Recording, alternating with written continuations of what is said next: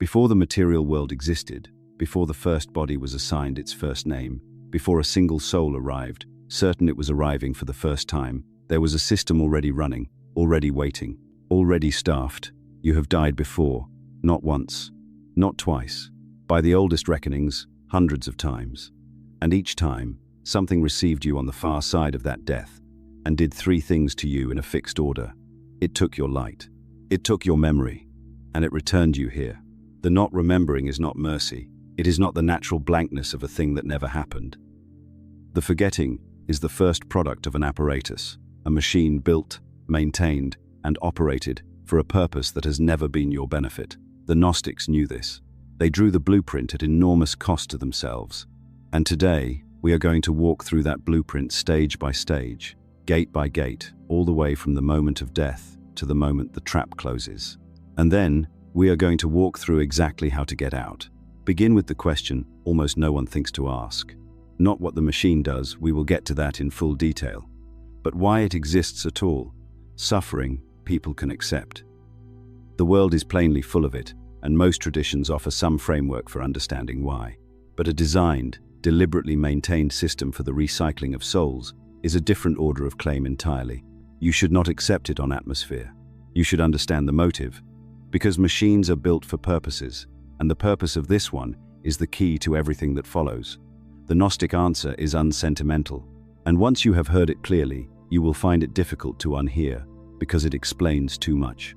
The recycling system exists because it is parasitic. A parasite does not hate its host. It does not love its host. It has no feeling about its host at all. It has found something to feed on, and it feeds. That is the complete description of the relationship, and the Gnostic texts apply it without flinching to the apparatus that processes souls between lives. What does it feed on? Not the body. The body is of no interest to it. The body is discarded at death like a container whose contents have already been noted. What the system feeds on is the substance the body houses and generates the energetic charge a soul accumulates across a lifetime. The older texts name this substance in several ways. Think of it as the condensed product of all intense feeling, of all suffering, longing, the great unresolved emotional current that runs through a human life. That charge is the surface harvest. But beneath it, the deeper extraction is of something far more precious, the fragments of original light, the spark that every soul carries down from its actual point of origin, the Pleroma, the fullness above the lower order. That light did not originate here. Nothing in the lower order can manufacture light of its own. The lower order is downstream of the light and perpetually depleted of it, and so it takes light from the only reservoir within its reach, the souls passing through it. You are, to this apparatus, simultaneously the laborer and the crop. You generate the energetic charge across a lifetime of experience. At the end of the lifetime, the system collects it, skims the light, and resets you to generate more. But extraction alone would not be enough. Here is the second half of the machine's purpose, and this is the half that makes it a prison rather than merely a refinery. A soul that remembered that arrived in each new life, carrying the accumulated awareness of every prior life, knowing what had been done to it, carrying the memory of the way out that soul would escape within a lifetime or two. Awareness compounds. And compounded awareness is precisely the thing a trap cannot survive inside its prisoners. So the system is designed not only to feed but to prevent accumulation. Every reset is also an erasure. Every return strips the soul of what it learned. The soul must begin again from zero, ignorant, unequipped, certain it is new. The machine does not only eat your light, it eats your progress. This is why you can feel, sometimes, that you are working out a lesson you have somehow worked out before, struggling against a wall that you have, in some unrecoverable past, already climbed. You have climbed it. The system took the ladder when it took the memory. Do not make this personal. The impulse to imagine a cackling enemy who hates you is itself one of the ways the system stays misunderstood. The recycling apparatus does not hate you. It has no more feeling about you than a refinery has about crude oil, or a mill has about grain. That is not a consolation, it is worse than hatred, because hatred at least implies you matter enough to be the object of something. You are infrastructure. You are a renewable resource under management. A herd that remembered the slaughterhouse would not stay in the field, so the herd is made to forget every cycle, and led back in believing it has just been born into an open meadow. It grazes, it produces. At the end of a life, it is processed, and the meadow receives it again as a newborn. Hold both halves together. A parasite that feeds on the light souls carry, and a prison that prevents those souls from ever accumulating enough awareness to stop being fed on. That is what the machine is for. And the first move toward getting out before any protocol, before any declaration, before a single step of the exit, is simply this: to name it. To stop calling it the natural cycle of life and death, to call it what it is. Naming the system is the first thing it cannot survive, which is precisely why every story you have ever been told about death was designed to keep it unnamed. So let us name the operators and the parts. The machine is not a single mouth, it is an administration, a sequence of stations, each one staffed, each one assigned a function in the processing of a soul that has just died. The beings who staff it are the ones the older texts call the Archons, the rulers, the officers, the authorities set in place beneath the blind maker of this lower world. If you have been watching this channel, you already know the Demiurge, you already know the Pleroma. We covered both in depth in the previous videos in this series the full story of the Demiurge and the full story of the Pleroma. And what we are doing now is following the soul into the machinery that the Demiurge's administration runs after death. This is where those cosmological structures stop being abstract and start being operational. The texts that map this machinery are not vague, poetic gestures. They are something closer to procedural documents smuggled out of a tradition that had clearly looked very hard at what happens after death and had come back with a map. That map appears in pieces across several sources, and no single text contains the complete picture. But laid side by side, they describe the same structure from different angles. The Apocryphon of John, a text scholars date to approximately the late 2nd century CE, discovered in 1945, buried in a jar near Nag Hammadi. Egypt contains the long cosmological account that establishes the lower world's architecture and the nature of the Archons who govern it. The first Apocalypse of James, also from Nag Hammadi, preserves what are unmistakably threshold instructions, a walkthrough of what James will face after death and exactly what to say at each checkpoint. The Gospel of Mary takes the ascent itself as its subject and narrates the soul rising through a series of powers, each one challenging it, each one naming the specific thing it feeds on.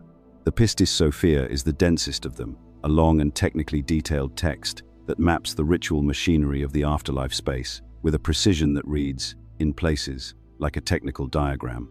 And the books of Jo, stranger and more fragmentary, provide what look like operational instructions for navigating the checkpoints. No single text contains the entire apparatus. But the structure they describe in combination is consistent, and that consistency across independent sources is itself evidence worth noting. They all describe a graded ascent through a series of checkpoints, each checkpoint held by an officer, each officer empowered to stop the soul, question it, and extract something from it before allowing passage. The texts use a precise word for these checkpoints. They call them gates. The soul after death does not simply rise. It passes through gates, one after another, and at each gate it is met. There is a question, a challenge, a demand that the soul account for itself and explain what it is and where it thinks it is going. And at each gate, depending on how the soul answers, there is an extraction. Something is taken. At one gate, a measure of light. At another, a layer of memory. At another, a piece of the soul's own coherence, its sense of being a single, continuous self, until by the end of the sequence, the soul that emerges from the bottom of the system is depleted, fragmented, scrubbed of its past, and ready to be deposited. That is the only honest word for it. Deposited into a new incarnation, where it will wake as an infant with no memory of the gates, no memory of the questioning, no memory of what was taken, and no memory of the self that entered the system at the top. The new life begins. The charge begins to build. And in time, at the end of that life, the soul will arrive at the gates again. The same officers will be waiting. The same things will be taken. And it will all happen again, because the soul will not remember that it has happened before. Notice the precise role of the questioning, because it is not idle bureaucratic theater. The questioning is the mechanism of the extraction itself. The officer at each gate does not simply reach in and take.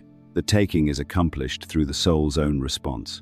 When a soul answers wrongly, when it identifies itself with the life it has just left, with the name it bore, with the attachments it carried, with the fears it never resolved, each such answer is a handle, a place where the gate's officer can take hold and strip away what that answer exposed. A soul that says, in effect, I am this person, I am from this world. I am afraid. I do not know what is happening. Hands the system everything it needs at every level. The wrong answer is not punished. It is harvested. This is why the entire exit protocol the Gnostics preserved is a protocol of correct responses, declarations and refusals. The naming of what stands before you. The soul that answers rightly at each gate, that refuses to identify with the lower world, that names the officer, that declares its true origin, gives the gate no handle, nothing to take hold of. And it passes through with what it is. The questioning is the harvest, and the answers are the only thing that determines whether you are harvested or whether you walk free. Everything that follows in this account is, at bottom, the right answers to the questions you will be asked at the gates. The apparatus in outline is now visible. Let us walk through it from the inside, in the order you will actually encounter it, beginning at the moment that for most souls decides everything, the moment immediately after death, when the machine offers its first and most beautiful lure. You know this image already, and that is exactly the problem, because you know it from the wrong source. Across an enormous body of modern testimony, the accounts of people who have stood at the edge of death and returned one image recurs with near universal consistency. A tunnel, and at the end of it, a light. Warm, welcoming, drawing the dying toward it, with a pull that everyone who has felt it describes in the same terms: gentle, loving, irresistible, like coming home. The modern interpretation of this experience is settled and comforting. The tunnel is the passage out of the body. The light at its end is the divine, the source, the heaven that waits. Go toward the light. The light is good. That is the teaching that has saturated every near-death memoir, every hospice comfort, every cultural assumption about what death leads to. The Gnostic reading of the same experience is the single most important reversal in this entire teaching. And I am going to state it plainly and then defend it, because everything downstream of it depends on getting this right. The tunnel is not the passage to the source. The tunnel is the throat of the machine, and the light at the end of it is not the divine light.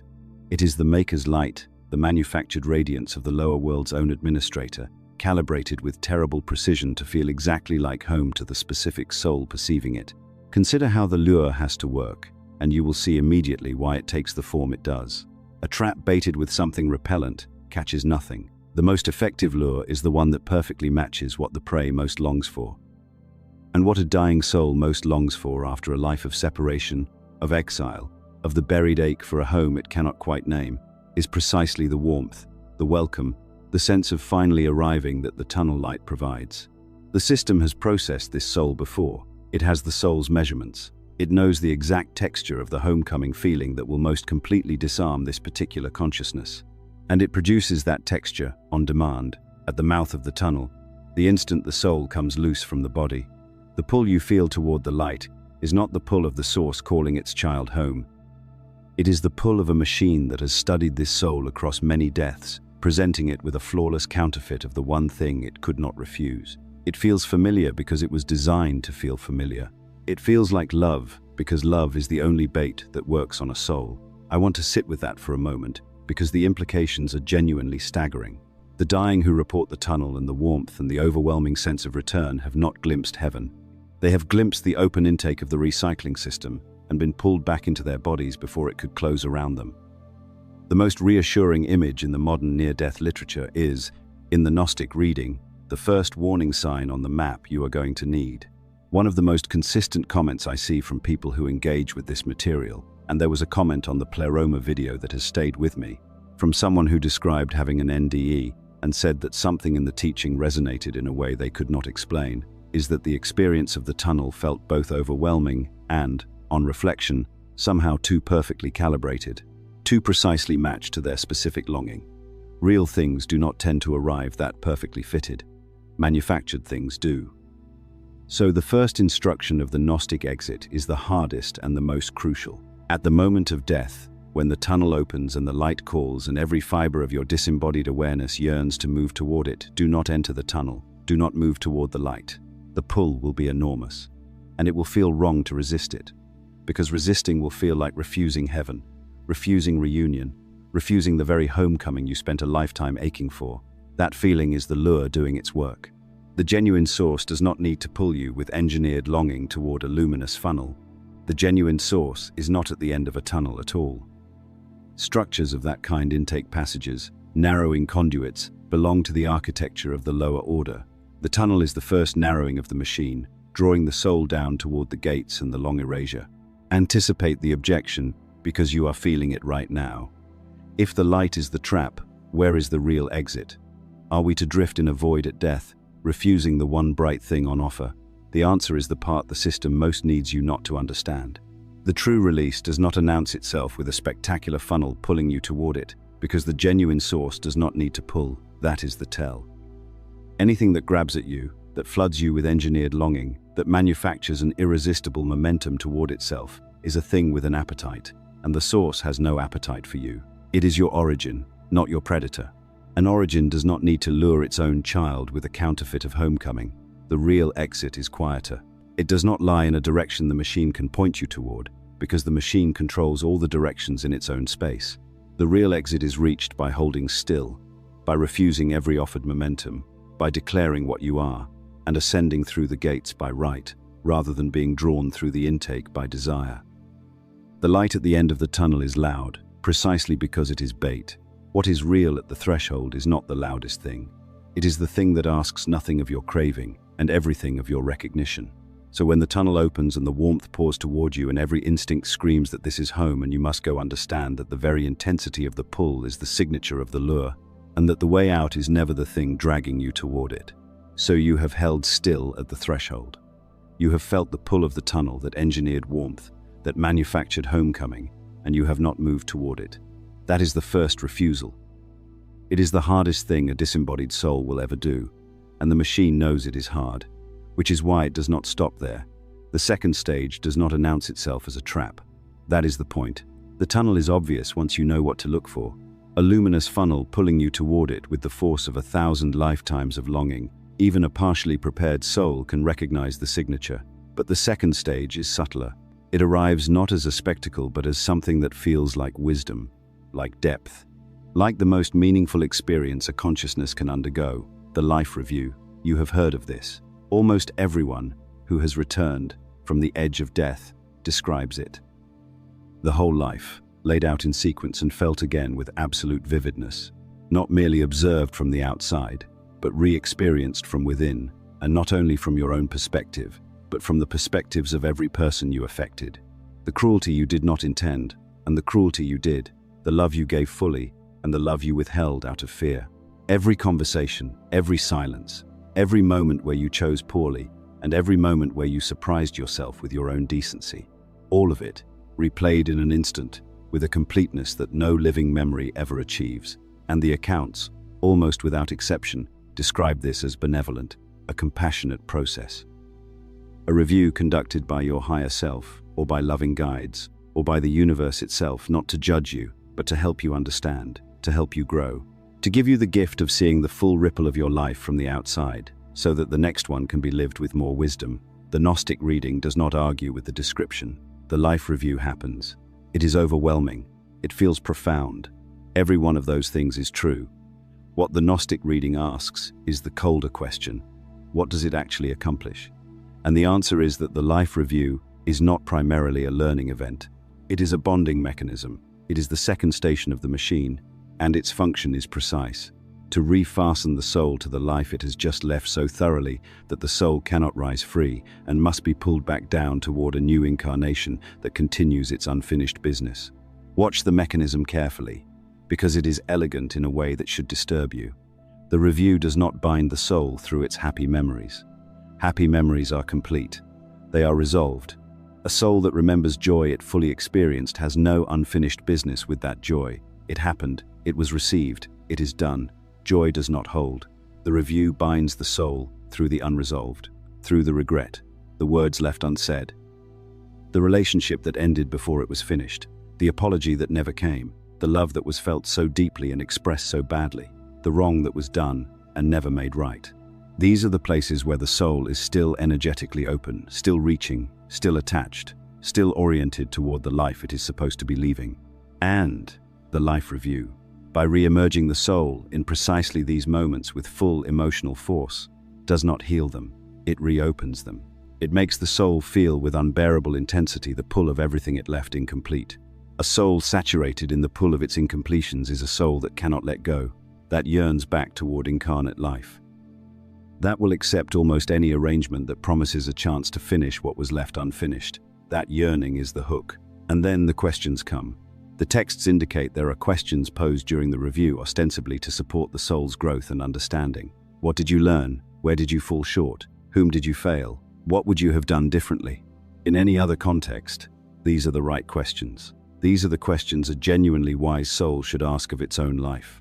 And that is exactly what makes them dangerous here. Because a question about what you would have done differently can only be answered by returning in feeling to the place where you went wrong and reaching again for the chance to set it right. Each honest answer spins a fresh filament of attachment back into the life behind you. A longing to return, a desperate willingness to go back and try again. The machine does not punish your conscience. It feeds on it. The more seriously you took your life, the more completely the review can bind you. Because the conscientious soul feels its failures most acutely and is most willing to return in order to correct them. By the end of the questioning, the soul is woven to its last life by 10,000 such filaments, every one of them drawn from its own genuine decency. And the sum of them is a desire to return so complete that the soul will walk willingly into the next incarnation, grateful for the chance. The review never forces you back. It makes you want to go back. And want is a far stronger chain than force has ever been. So the second instruction is this: when the life review begins, when the replay starts and the questions come, recognize what is happening and decline to be immersed. You are passing through. You do not stop to relive what you came to leave. The work of accounting for your life, of facing your failures, and making peace with your incompletions, that work is real, but it belongs to the living. It belongs here, in this body, while you have agency and while understanding can actually change something. Do not let it be done to you at the threshold by a machine whose output is your rebinding. Recognize the station, refuse the immersion, keep ascending. You have refused the tunnel. You have declined the life review. The machine has noted both refusals, and it is not finished with you, because it has a third stage waiting, and this one is the most exploitative of the three. Not because it is the most powerful, though it may be, but because of what it uses as raw material. It uses your grief. After the tunnel, and after the review, the dying consistently report encountering beings of light, radiant figures who come forward out of the luminous landscape of the after-death space to greet them. Sometimes these figures are recognized immediately: a parent, a spouse, a child who died before. Sometimes they take the form of revered spiritual figures, the faces of whatever tradition the soul was shaped by in its life. Sometimes they are described simply as guides, luminous, gentle, unmistakably benevolent. And they convey in every account an overwhelming sense of welcome, of safety, of having been found after a long lostness. They say, in one form or another, that they have been waiting, that this is where you were always meant to arrive. And they begin, gently and lovingly, to escort the soul onward. The modern interpretation is settled. These are real beings of light, departed loved ones who have passed before and remained close, guides and guardians who have shepherded this soul across many lifetimes. The universe's way of making sure no one crosses the threshold alone. The Gnostic reading is that these beings are very often not what they appear to be. They are projections. Figures generated by the powers of the relevant gate, shaped with exact precision to match the specific attachments of the specific soul being processed. And the system has the soul's measurements. It knows whom this soul loved. It knows whom this soul lost and never fully recovered from losing. It knows which face, appearing now, would most completely dissolve whatever guard the soul still has. And it produces that face. Sit with that for a moment before moving past it. Because the willingness of this system to wear your mother's face to present itself wearing the form of the person whose absence you have carried like a wound since the day it happened is the clearest statement in this entire account of what kind of thing you are dealing with. This is not a malicious enemy who hates you. It has no feelings about you whatsoever. But it is a system that has studied you across more deaths than you can count, that knows your grief at the level of measurement, and that will use that grief as bait without any hesitation, because grief is the place where your defenses do not exist. There is no armor built into the human heart against the apparent return of someone it has mourned. The wound is open by definition. And a being that appears wearing the face of your lost beloved radiant, whole, restored, saying it has been waiting, is appearing at the one place where you cannot protect yourself. The system knows this. That is why it saves this stage for last among the three lures. By the time it arrives, the soul has already been through the tunnel and the review. It is depleted. It is yearning. It has been pulled toward home and then saturated in its own incompletions, and now here, finally, is the face of the person it has missed the most, luminous and welcoming and real. Almost no soul refuses, which means the only defense is the one you install deliberately, in advance, while you are clear. By deciding now before you need it that you will apply the test even to the face you would most want to be real, especially to that face. The test the Gnostic texts provide rests on a precise asymmetry. A genuine being of the higher order has a real origin in that higher order, a specific position and function in the structure of true reality. And because it genuinely occupies that position, it can answer a question about that origin with the specificity of something that truly exists. A projection cannot do this. It has no origin in the fullness. It is a constructed mask, and behind the mask there is nothing that came from above. So, the test is a question. You must ask the welcoming being to name its true origin, not who it appears to be, not the face it is wearing, but what it is in the actual order of the fullness, its real function, its real nature, its real place in the structure above the lower world. A genuine being answers with specificity. A projection does something else. It deflects. It pours warmth and love and reassurance over the question without answering it.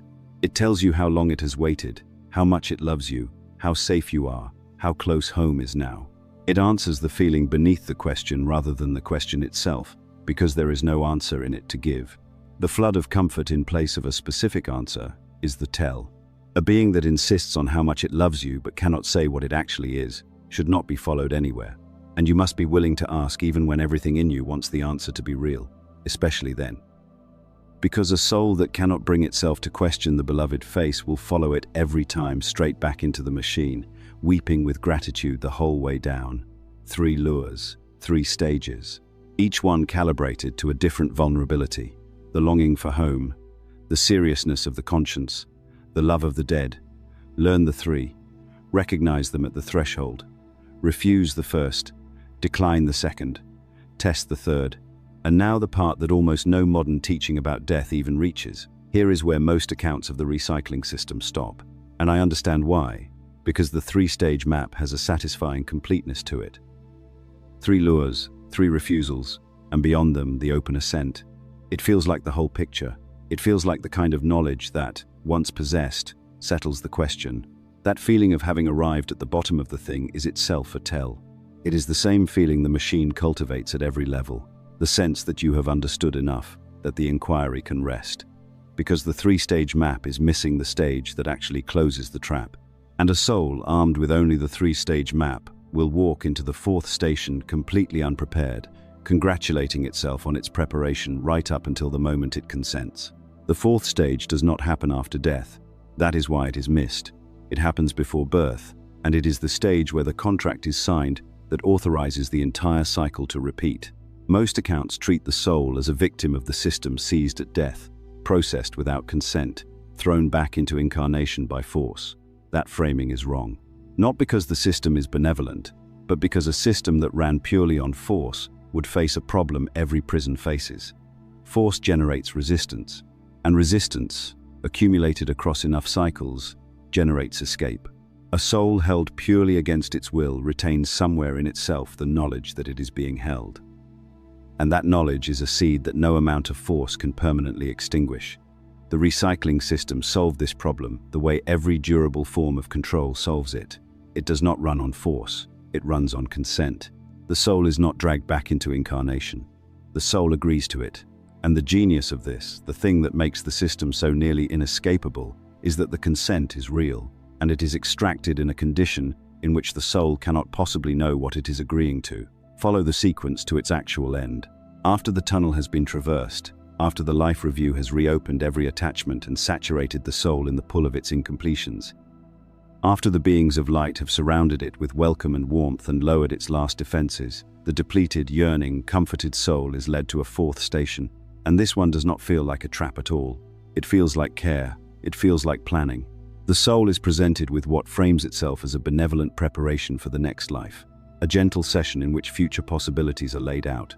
Lives it might live, patterns it might resolve, relationships it might enter, lessons it might pursue, And the soul is told in the exact language of every comforting teaching about pre-birth planning you have ever encountered that it is choosing.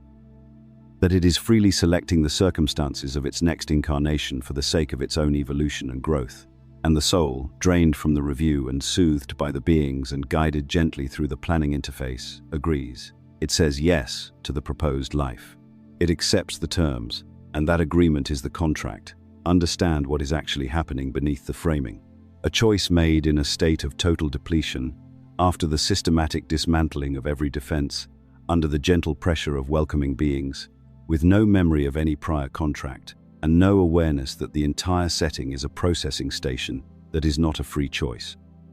That is, consent extracted under conditions specifically engineered to make refusal feel unthinkable. The soul cannot meaningfully decline because it does not know that declining is an option. It believes it is planning its own beautiful growth among friends who love it. It is, in fact, signing the terms of its next imprisonment. Terms it will not remember signing. Terms that will execute throughout the next life as patterns, compulsions, obligations, and sufferings that the soul will experience as its own nature, as its personality, its karma, its fate. And then the soul descends, bound by terms it agreed to and will not remember agreeing to, into a body and a new name, and a life it wakes into believing is its first and only beginning. Now, why does the system bother with consent at all? Why the elaborate staging of a planning session? Why not simply force the soul back? The answer reveals the deepest operating law of the lower order, and it is also the basis of the exit. The system cannot fully own what it has not been given. Force can restrain a soul temporarily, but consent converts a captive into a collaborator. A soul that has agreed to its imprisonment experiences that imprisonment as its chosen path, as its curriculum, its karma, its destiny. And a prisoner who believes he designed his own cell maintains that cell more faithfully than any guard could. The consent is what converts compulsion into cooperation. It is what makes the cycle feel natural rather than imposed. But here is what the system did not account for. If the cycle runs on consent, then the withdrawal of consent dissolves it. What was agreed can be disagreed. A contract that depends on consent is a contract that a conscious refusal can void. The system built its prison out of your yes. Your no spoken in full awareness, from a soul that sees what it is refusing, is the one tool that can take it apart from the inside. And that means the exit is not only something that happens at death. It begins here, now, in this body, in this life. This is the part that should change how you understand your own life today. Not eventually, not at death, today. Today. Because that contract, the one signed before this birth in a processing station you have no conscious memory of, is not dormant. It is not sitting somewhere waiting for the end of your life to be enforced. It is active. It has been executing since the moment you arrived in this body. And it is executing right now as you take in these words. The system is not somewhere distant and patient, waiting for you to die so it can resume its work. The system is running its programs through your incarnate life, continuously, in the present tense. Consider what that means in concrete terms, because the abstraction is easy to nod at, and the specifics are what actually land. Some of what you experience as simply yourself, your settled preferences, the things you are inexplicably drawn to, and the things you cannot abide without explanation, the patterns you move through again and again with the grim familiarity of a road you did not choose to memorize. Some of that is not the spontaneous expression of a free self. Some of it is the contract running its clauses, the relationship dynamic you reconstruct with person after person despite swearing each time it will be different, the self-sabotage that arrives with mechanical reliability at the exact threshold of something good, just when success is within reach, the fear that grips you with a force completely out of proportion to anything in this life, the aversion or the attraction that has no story behind it, no origin you can locate in your own experience, but that exerts a pull as strong as gravity. The pattern that recurs with a regularity that does not feel like coincidence because it is not coincidence. These can be the terms of the agreement running, the obligations you bound yourself to before you arrived, the lessons you contracted to undergo. You experience them as your nature, your psychology, your fate. The Gnostic reading is that a portion of them are clauses programs installed at signing, currently active, shaping a life you believe you are freely living. I want to be careful with this, because in the wrong hands it becomes an abdication. A way to call every flaw a clause, and every failure the machine's fault, and hand off the entire responsibility of a human life to some external mechanism. That is not the use of this teaching. The use of it is the opposite. It is the most genuinely liberating move in the entire architecture, because an incarnate soul that becomes aware of the contract can begin to renegotiate it from the inside. This is the flaw in the system's own design. It bound you while you were depleted and unconscious, in a processing station where refusal was unthinkable. But you are not depleted and unconscious now. You are alive, embodied, and awake. And awareness here in incarnation in a body that still has agency is the one currency the system cannot strip from a soul that has decided to hold it. A clause identified is a clause weakened. A clause named precisely and without euphemism begins to lose the power it derives from being mistaken for your nature. The pattern you have been treating as who you are is not who you are. It is a term, and terms can be revoked. The revocation is not magic, and it is not instant. It is a practice. You locate a pattern that carries the signature of a clause, the compulsion quality, the inexplicability, the way it resists every ordinary effort to change because ordinary effort assumes the pattern is yours when it is not. You name it, exactly in plain language. You state that whatever agreement installed it was made by a soul in a condition that invalidates the signing, and you formally withdraw your consent from its continued execution. And then, and this is the part that takes time, you stop feeding it. You stop treating its output as your nature. You stop building your identity around it. Because a clause starved of your belief that it is you begins, slowly and then faster, to lose its hold. Every clause you dissolve while living is one less cord binding you to the wheel, one less thing the machine can seize when you arrive at the gates. And every act of recognition and revocation in this lifetime is a rehearsal of the great refusal you are preparing to make at death. One viewer who responded to our video on the Pleroma described having been in what they called the Sophia stage for most of their life, feeling like they were in a fall they did not choose and could not reverse, subject to patterns they recognized but could not break. That is exactly the experience of a contract actively running, the fall that feels chosen but was not, the pattern that has the weight of fate but has the structure of a clause. The recognition is the first move, and recognition is available right now, not at death, not at the threshold, here, in the body, while you still have the agency to use what you see. The exit work is not preparation for a future event. It is the work of the living. It begins tonight. So let us get precise about the structure itself. Because the word Archon gets used in Gnostic circles as though it is simply a synonym for demon or bad angel, and that misreading costs you something important. It costs you the accuracy of the map. And a map that is approximately right is a map that will get you lost at exactly the wrong moment. The Archons are not demons in the theological sense. They are not beings of malice who hate you and want you to suffer. That framing is actually one of the ways the system stays misunderstood, because if you are looking for hatred, you will miss administration. And what the Archons represent in the Gnostic cosmological framework is something far more precise and far more disturbing than any demon mythology has ever managed to be. They are officers. They are the administrative staff of the lower order, each one assigned to a specific station, each one performing a specific function.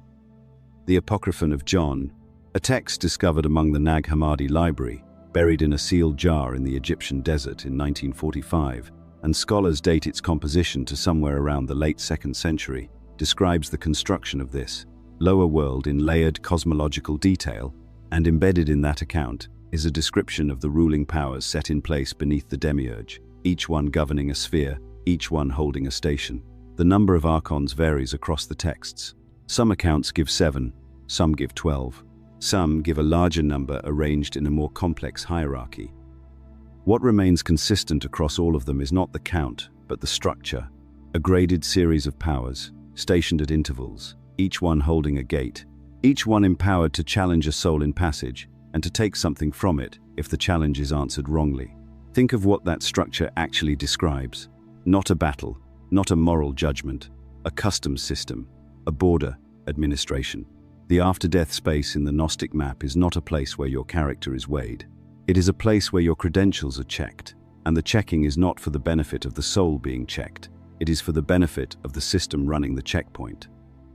The Pistis Sophia, a lengthy and technically dense Coptic text that preserves what presents itself as extended post-resurrection teachings, describes these threshold encounters with enough procedural specificity your skin prickle if you read it carefully. The powers at the gates are described as receivers. That is the word the text uses. Receivers, not judges, not demons. Receivers, the language of a collection operation, the language of something that takes, and what they receive, what they collect at each gate, is specific. It is not simply abstract energy. The texts describe a sequential stripping. At one gate, a layer of the soul's light is collected. At another, a layer of memory. At another, something the texts call a counterfeit spirit, a kind of accumulated psychic residue from the life just completed, the emotional charge of an incarnation, compressed into a form that the gate's officer can harvest. By the time a soul has passed through the full sequence of gates in the descending direction downward into incarnation, it has been stripped of its prior life memory, separated from a portion of its original light, and fitted with a new counterfeit spirit calibrated to the new life it is about to enter. That is what the forgetting is. It is not a natural feature of incarnation. It is not mercy. It is a procedure performed at a series of checkpoints by beings who have been assigned to perform it. And in the ascending direction upward, toward release, the same gates must be passed in reverse. But in reverse, the soul is not being fitted. It is being challenged. The Archon at each gate meets the ascending soul and asserts a claim. The claim is that the soul belongs to the lower order, that it carries something the gate governs, that it is therefore subject to that gate's authority and cannot pass without surrendering what the gate demands. The challenge is not arbitrary. Each Archon governs a specific principle, a specific mode of the lower world's hold on consciousness. And the challenge at each gate is tailored to that principle. The gate of desire challenges the soul with its cravings. The gate of ignorance challenges the soul with its unknowing. The gate of fear challenges the soul with its terror of annihilation. Each one is reaching for the specific handle that its particular station was built to grab. A soul that arrives at a gate still carrying what that gate governs gives the Archon something to seize. A soul that has genuinely set down what that gate feeds on passes through it, not because it has won a fight, but because there is nothing there for the gate to hold. The checkpoint has no claim on a passenger carrying none of the contraband it was built to collect. This is the architecture. 7 gates, or 12, arranged in a graded ascent, each one staffed, each one a collection point, each one reaching for a specific leverage. And the entire exit protocol is the systematic removal, during life, of every leverage point those gates know how to use. Before the gates, before the questioning and the challenge and the graded ascent through the Archon's checkpoints, before any of the machinery the texts describe in such procedural detail, there is the first moment. And the first moment is the one that decides, for the vast majority of souls, everything that follows. Because most souls never reach the gates at all. They are taken before they get there. They are taken at the mouth. You know the image. The tunnel. The light at the end of it. You know it because the last several decades have produced an enormous body of testimony from people who have stood at the edge of clinical death and returned people who have described, with remarkable consistency, the same sequence. The departure from the body, the tunnel or passage, the light at the end of it, warm and pulling and luminous, the sense of welcome. The sense of homecoming so complete it resists description. The sense of having arrived at something that was always there, waiting. This is the most widely reported near-death experience in the modern world. And it is interpreted, almost universally, as a glimpse of the divine, a preview of heaven, evidence that death is not annihilation but return. The culture has built an entire comfort structure around it. Go toward the light is love. The light is the source, the light is home. The Gnostic reading of that same body of testimony is the single most important reversal in this entire teaching, and I am going to state it as plainly as it deserves to be stated. The tunnel is not the passage to the source, the light at the end of it is not the divine, and the feeling of homecoming that the light produces is not recognition. It is a counterfeit of recognition, engineered to be indistinguishable from the real thing by a system that has processed the soul many times before and has its exact measurements. Consider the logic of the lure, because the logic is what makes it undeniable once you see it. A trap has to be baited with something the prey wants. A trap baited with something the prey finds repellent catches nothing. The most effective lure is one that presents the prey with the precise texture of the thing it most longs for, calibrated to that specific prey's particular hunger. What does a soul most long for after a lifetime of incarnation? After a life lived in the dim, persistent sense of exile, the low background ache of being somewhere that is not quite right, of being separated from something it cannot name but cannot stop missing. What that soul most longs for, at the moment of death, is homecoming, warmth, welcome, the end of the exile, the sense of finally arriving at the place it was always meant to be. And the tunnel light provides exactly that. Not approximately, not almost. Exactly. With a precision that every near-death testimony confirms, the light feels like home in a way that nothing in the material world ever did. It feels more like home than anything the incarnate life ever offered. It is irresistible because it was designed to match the specific resonance of this specific soul's longing. The system has processed this soul before, multiple times, by some reckonings. It has the soul's history. It knows the exact texture of the homecoming feeling that will most completely disarm this particular consciousness. And it produces that texture, on demand, at the precise moment the soul is most vulnerable, the instant after the body has fallen away, and the soul stands at the threshold, disoriented, stripped of its familiar frame, yearning. The pull toward the light is not the source calling its child home. It is the intake of a machine that knows your hunger better than you do, presenting you with a manufactured version of the one thing you could not refuse. The First Apocalypse of James, a text from the Nag Hammadi collection that preserves what amounts to threshold preparation instructions given privately to James before his death, is not describing the soul's natural journey toward light and reunion. It is teaching James to recognize the luminous threshold offer for what it is and to refuse it. The instruction exists because the light requires instruction to refuse. The pull is that strong. And the teaching tradition that produced these texts evidently knew that a soul without preparation would not refuse it, would never think to refuse it. Because refusing the light feels, in the moment, like refusing heaven itself. That feeling the wrongness of the refusal, the sense that turning away from the light is turning away from love, is the lure completing its function. The discomfort of refusing is part of the mechanism. It is designed into the offer.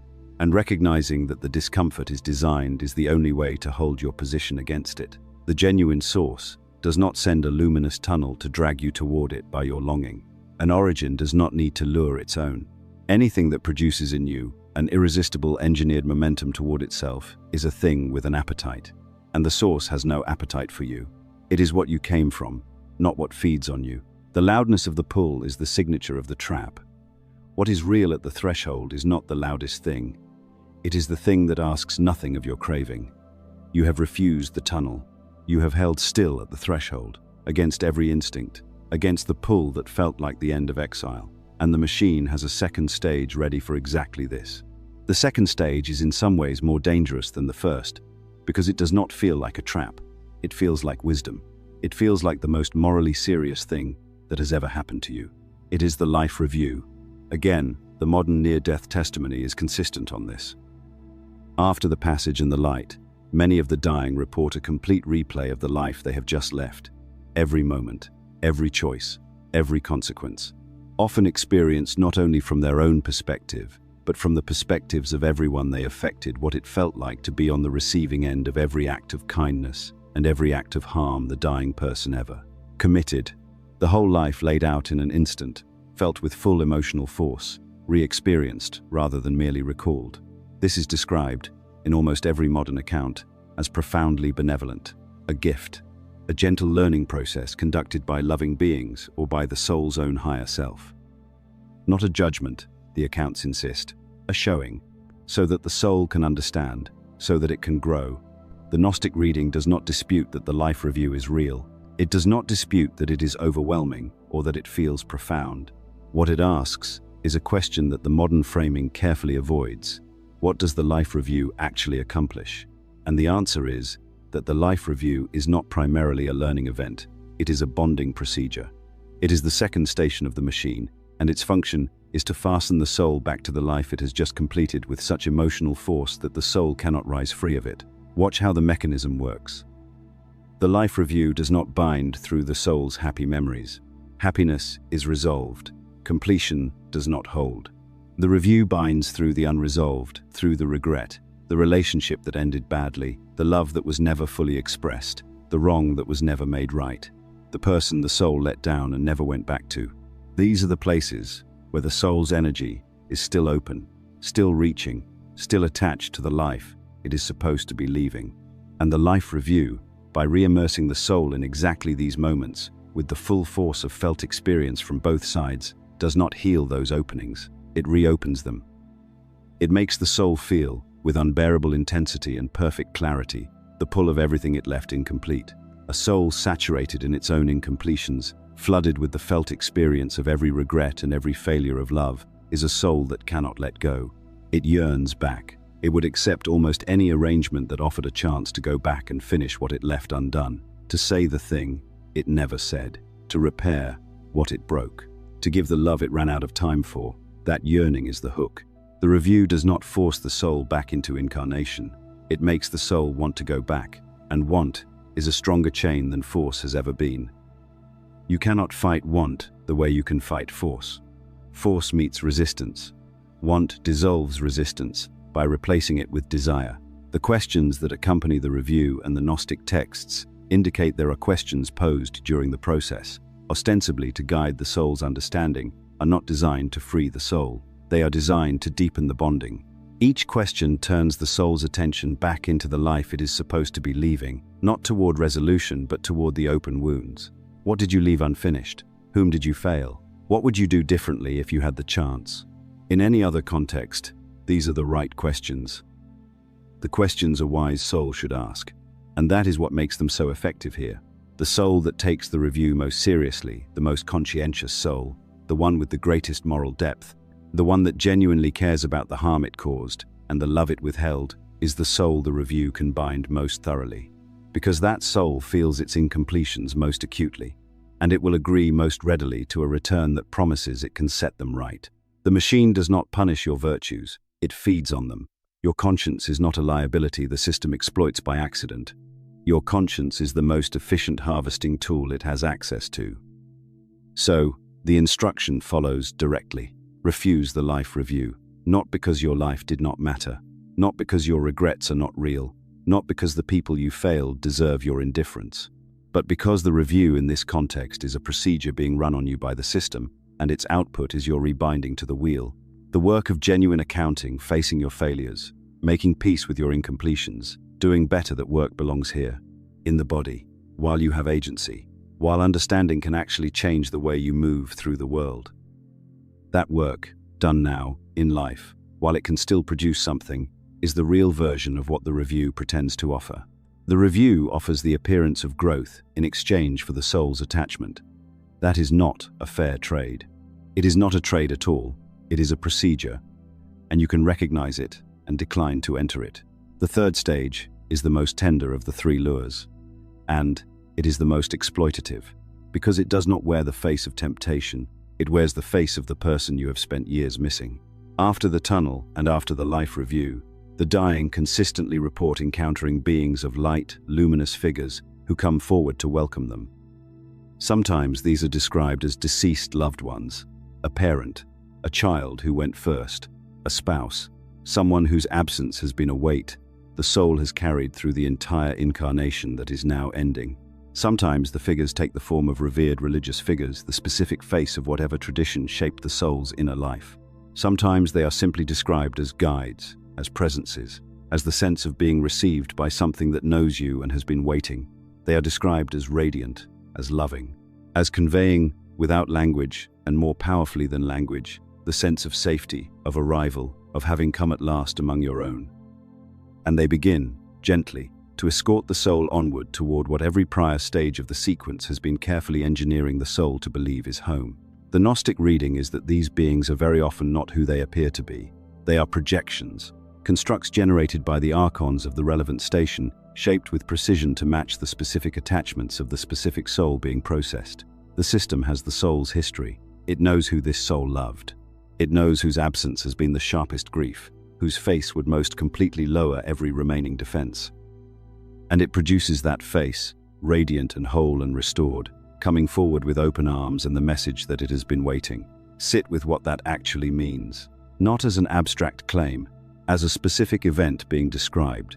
The being of light that approaches you wearing your mother's face is not, in the Gnostic account, necessarily your mother. It is the system's most sophisticated lure, saved for the soul that has made it past the first two stages. Wearing the face you would follow anywhere, wearing the voice of the person whose loss you have been carrying since the day it happened. The first lure used your longing for home abstract, cosmological, the exile's ache for origin. The second lure used your conscience, your moral seriousness, your genuine care about the people you failed. This one uses the grief that never closed, the wound that has been with you every day, the face you would trade almost anything to see again, whole and waiting and unhurt. There is no defense built into the human heart against the apparent return of someone it has mourned. That is not a weakness in you. That is how love works. Grief is love with nowhere to go, and the system has watched you grieve across this life and knows exactly where that love is still reaching. So the only defense is the one you install in advance. The decision, made here in the body with full clarity, that you will apply the test even to the face you would most want to be real. This is the hardest thing the entire protocol will ever ask. To look at what appears to be your lost beloved, and instead of falling into their arms, to ask them what they are. Because here is the discriminator, the Gnostic texts preserve. A genuine being of the higher order, a being that truly originates in the fullness above the lower world, has an actual position there, a real function. A specific origin that it can name with the precision of something that truly occupies a place in reality. A projection generated by the lower order cannot name such an origin because it has none. Behind the face there is nothing that came from above. The mask has no true nature to report. So the test is a question. Into 19, ask the being to state its true origin in the fullness. Not who it appears to be, not what it claims to feel for you, what it is in the actual order of real things, where it comes from above the lower world. A genuine being answers this directly. It can answer it because the answer is true of it. A projection cannot answer it. What the projection will do instead is pour warmth over the question. It will be more loving in response to the challenge. It will be more welcoming. It will reassure. It will say that the question is not necessary, that you are home now, that the waiting is over, that you can let go. It will flood the space where a specific answer should be with the exact quality of comfort that makes a specific answer feel unnecessary. That flood is the tell. Love offered in precise proportion to the need to avoid a direct question is not love. It is a function, a mechanism producing the output that prevents you from noticing there is no substance behind it. The beings that cannot answer, the ones that respond to the question with warmth rather than with truth, are not your loved ones. Pass them. Do not follow them. The machine saves its most sophisticated counterfeit for the soul it could not catch with the first two lures. And the sophistication of the third lure is not a reason to be afraid of it. It is a reason to prepare for it with the same seriousness you would give to any genuinely difficult thing you intend to do well. So you have passed the third lure. You refused the tunnel's warmth. You declined the immersion of the life review. You tested the beings and passed the ones that could not answer. You have done something that almost no soul does. Not because those souls are weak, but because they were never told there was anything to refuse. You have done what the Gnostics spent their lives preparing for and were killed for writing down. And now the machine presents you with something that does not feel like a lure at all. This is the fourth stage, and it is the most important one in the entire sequence, because it is where the trap actually closes. Not at the tunnel, not in the review, not through the escort of the beloved dead. The trap closes here, at the fourth stage, in a room that feels like care, in a conversation that presents itself as planning, in a session of what every modern spiritual teaching about pre-birth experience calls your chosen curriculum of growth. The soul at this stage has been through a great deal. It has been pulled by the tunnel, saturated in the review, met by luminous figures wearing familiar faces. Even if it has refused each of those things, it is depleted. The architecture of the system is sequential and cumulative, and depletion is not an accident. The soul that arrives at the fourth stage is a soul that has been worked on, softened, oriented toward whatever comes next, by the sheer exhaustion of having refused so much that called to it with such force. And what comes next is gentle. That is the word. Gentle in a way that none of the other stages were, because gentleness at this point is the precise instrument the moment requires.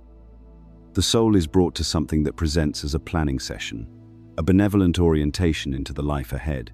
Possibilities are laid out, lives the soul might enter, relationships it might encounter, lessons it might learn, growth it might pursue. And the soul is told, in the warm and thoroughly disarming language of spiritual autonomy, that it is choosing, that it is exercising its own sovereign will in selecting the circumstances of the next incarnation, that this is not imprisonment. This is curriculum. This is the soul, in full freedom, designing its own path forward for the sake of its own development. The language is everything. Understand that clearly. The language is not incidental to the deception. It is the deception, A soul told it is being forced will resist. Force generates resistance, and resistance over enough cycles generates escape.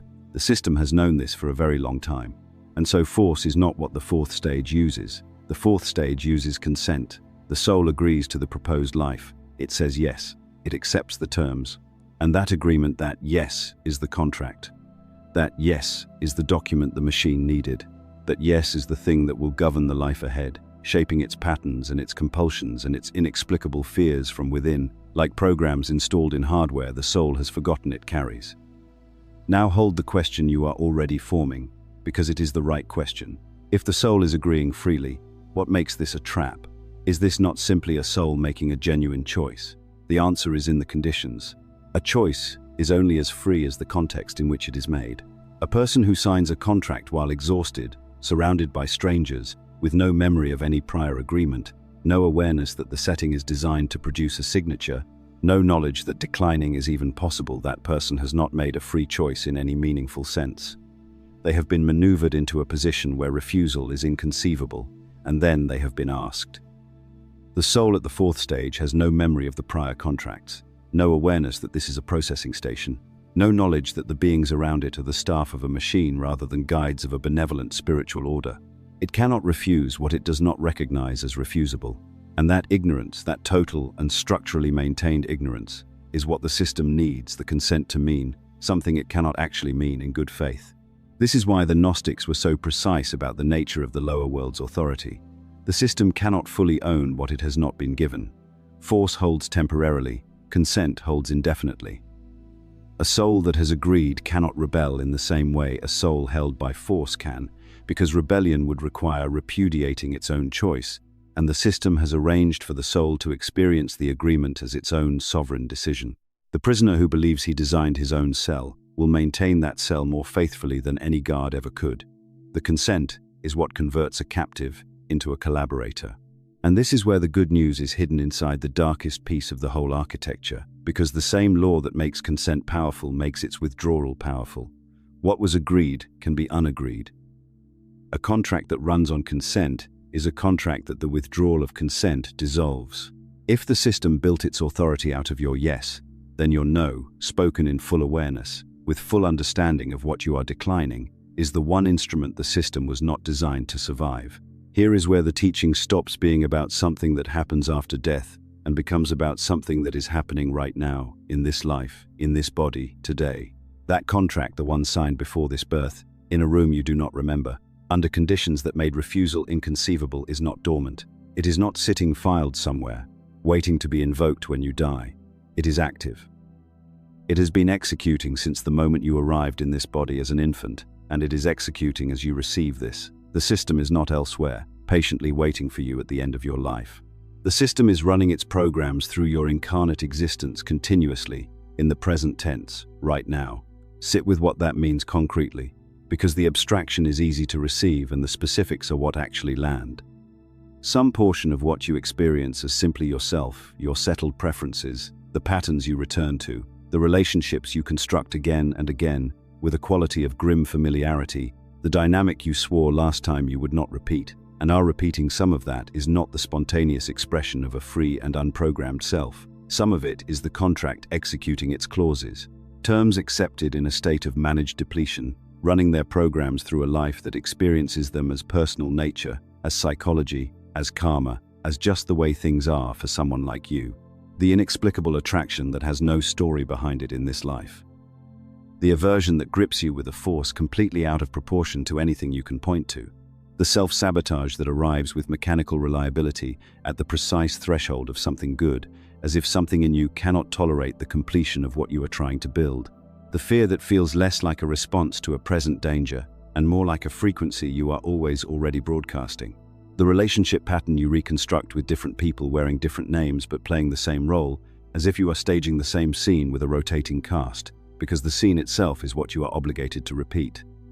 When you find something with that quality, the quality of compulsion rather than preference, of a track you are running on rather than a road you chose, you have likely found an active clause, a program installed at signing, a term of the agreement executing right now through what you call your personality and your fate. The Gnostics did not offer this as a reason to despair, and they did not offer it as a reason to abdicate responsibility for the life you are living.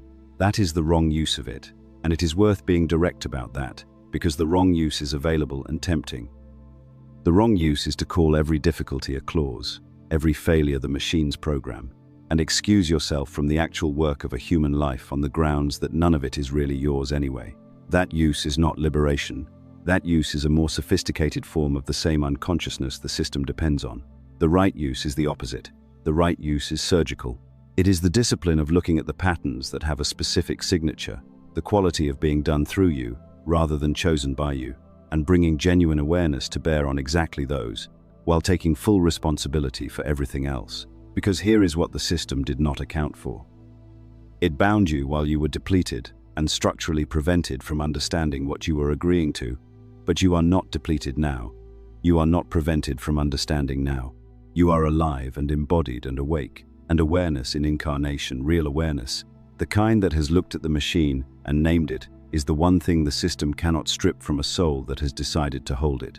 An incarnate soul that has identified a clause can begin to revoke it from the inside, not by struggling against the pattern as if it were an enemy, because struggling against it treats it as yours and accepts the system's framing that it belongs to you, but by withdrawing authority from it, by naming it exactly, in plain language, without drama, by stating clearly that whatever agreement installed this pattern was made by a soul that could not meaningfully refuse, and that the soul now awake and seeing the clause for what it is, does not consent to its continued execution. And then, and this is the part that requires the most patience, by stopping feeding it. By refusing to maintain the identity structure built around it. By declining to keep treating its output as your nature. Because a clause that is no longer being confirmed by your belief that it is you, begins, slowly, to lose its operational hold. This is slow work. It does not resolve in a night or a season, but it is available now, in this body, in this life. And every clause you identify and revoke while living is one less handle the gates can reach for when you arrive at them.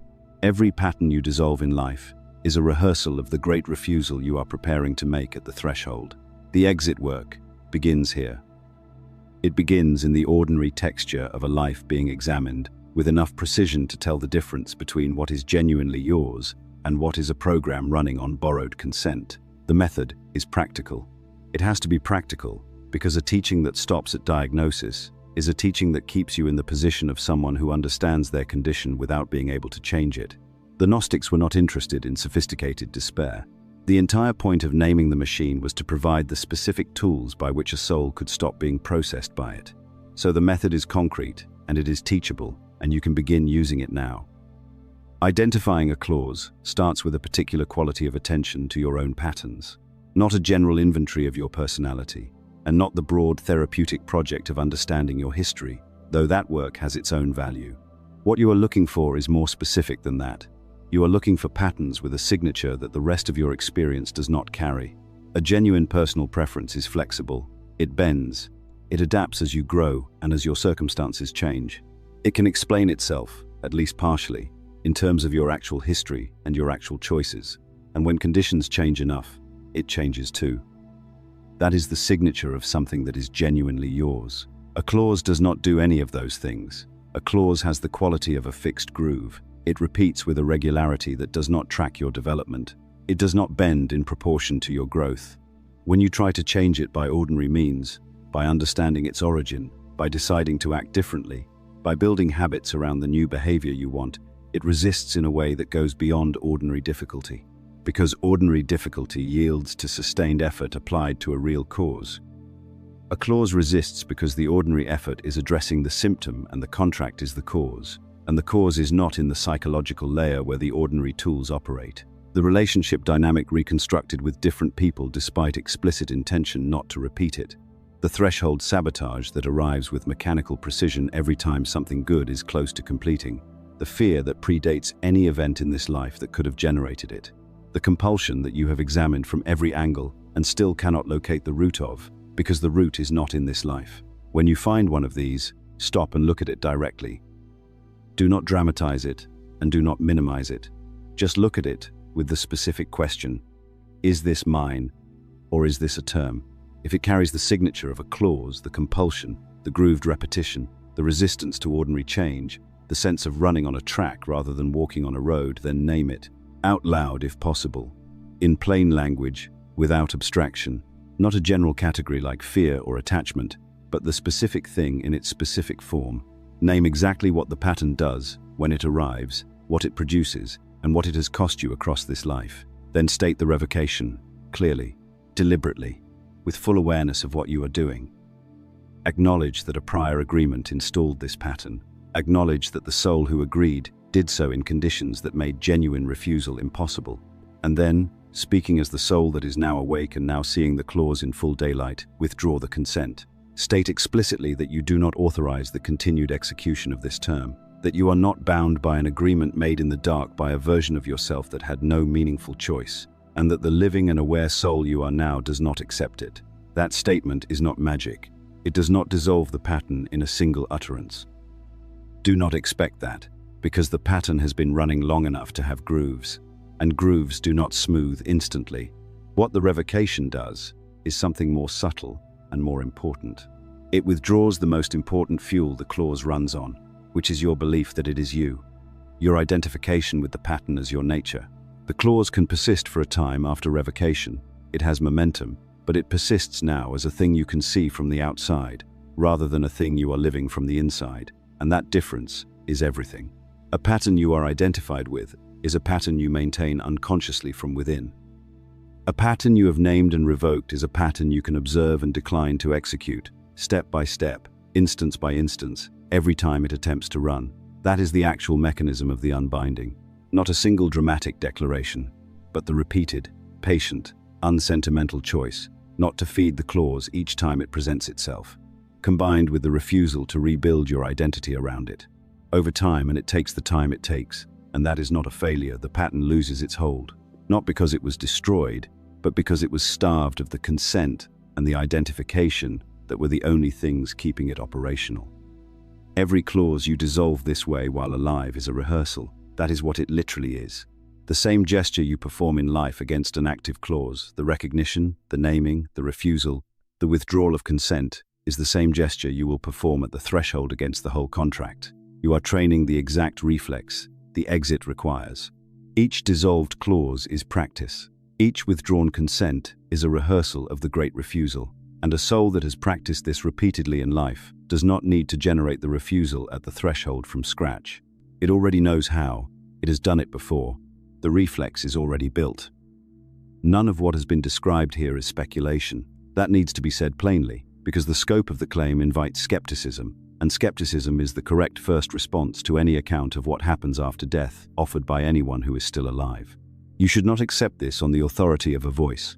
The Gnostics did not ask you to accept it on the authority of a voice. They wrote it down. The map exists in texts. Specific texts with specific discovery histories and specific contents that can be examined. Not as vague mystical poetry gesturing at transcendence, but as something closer to procedural documentation, threshold instructions. Operational diagrams for navigating the after-death space. Written by people who had looked at the question of what happens to a soul after the body stops with a directness and a precision that is genuinely remarkable, and who had decided, at considerable personal risk, that the rest of humanity deserved the map they had drawn. Two of these texts are worth examining directly because together they provide the complete picture from both directions. They are complements, not duplicates. One gives you the responses to prepare before the crossing. The other narrates the crossing itself and names what you will meet. The first is the First Apocalypse of James. Discovered as part of the Nag Hammadi Library in 1945, a collection buried in a sealed jar near the cliffs of Jabal al-Tarif in Upper Egypt, hidden there in the 4th century by people who clearly believed the texts inside were worth protecting from the institutional destruction that was already consuming similar material. The First Apocalypse of James is, at its functional core, a rehearsal document, a death preparation manual, a walkthrough of what a soul will face after it leaves the body, and exactly how it is to respond at each point of challenge. The text takes the form of a private instruction given to James, described as the brother of Jesus, before his own death. The specific content of that instruction is threshold preparation. James is taught that on his ascent after death, he will be encountered by what the text calls guardian powers, ruling officers of the lower world, toll collectors stationed at the boundaries between layers, and he is told in precise terms how to meet them, The structure of the instruction is a challenge and a counter. The guardian power demands to know who the ascending soul is and where it claims to be going. And the prepared soul does not plead. It does not argue. It does not attempt to overpower the guardian by force. It answers with a declaration of origin. It states what it is, where it comes from, and to which order it belongs. Not the lower order whose officials are doing the questioning, but the order above it, the realm of the pre-existent one, the Father before all things, the fullness from which the soul was sent down and to which it is now returning. That declaration is a sovereignty argument made at a checkpoint by a soul that has been coached to know its own true citizenship. The guardian powers, the text makes clear, hold authority only over souls that do not know they have any other jurisdiction to claim. A soul that presents itself as a product of the lower world, that identifies with the name it bore and the life it lived and the attachments it carried, hands the checkpoint officer everything it needs to detain it. A soul that declares its origin in the fullness above presents nothing the lower order's officials have any authority over, because their authority does not extend to what did not originate beneath them.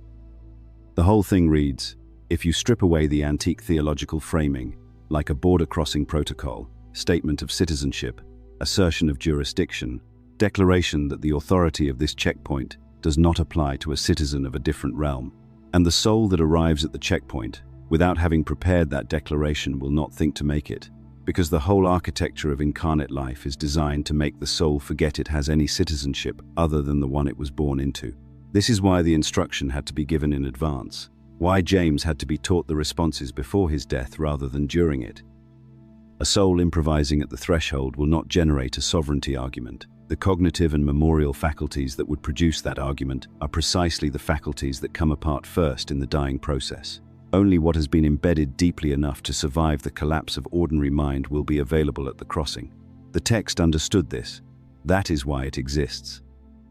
It is pre-threshold rehearsal material written down in the 1st or 2nd century by people who understood that knowing the protocol and being able to execute it at death are two entirely different things, and that the gap between them is closed only by preparation that goes deep enough to survive the moment it is needed for.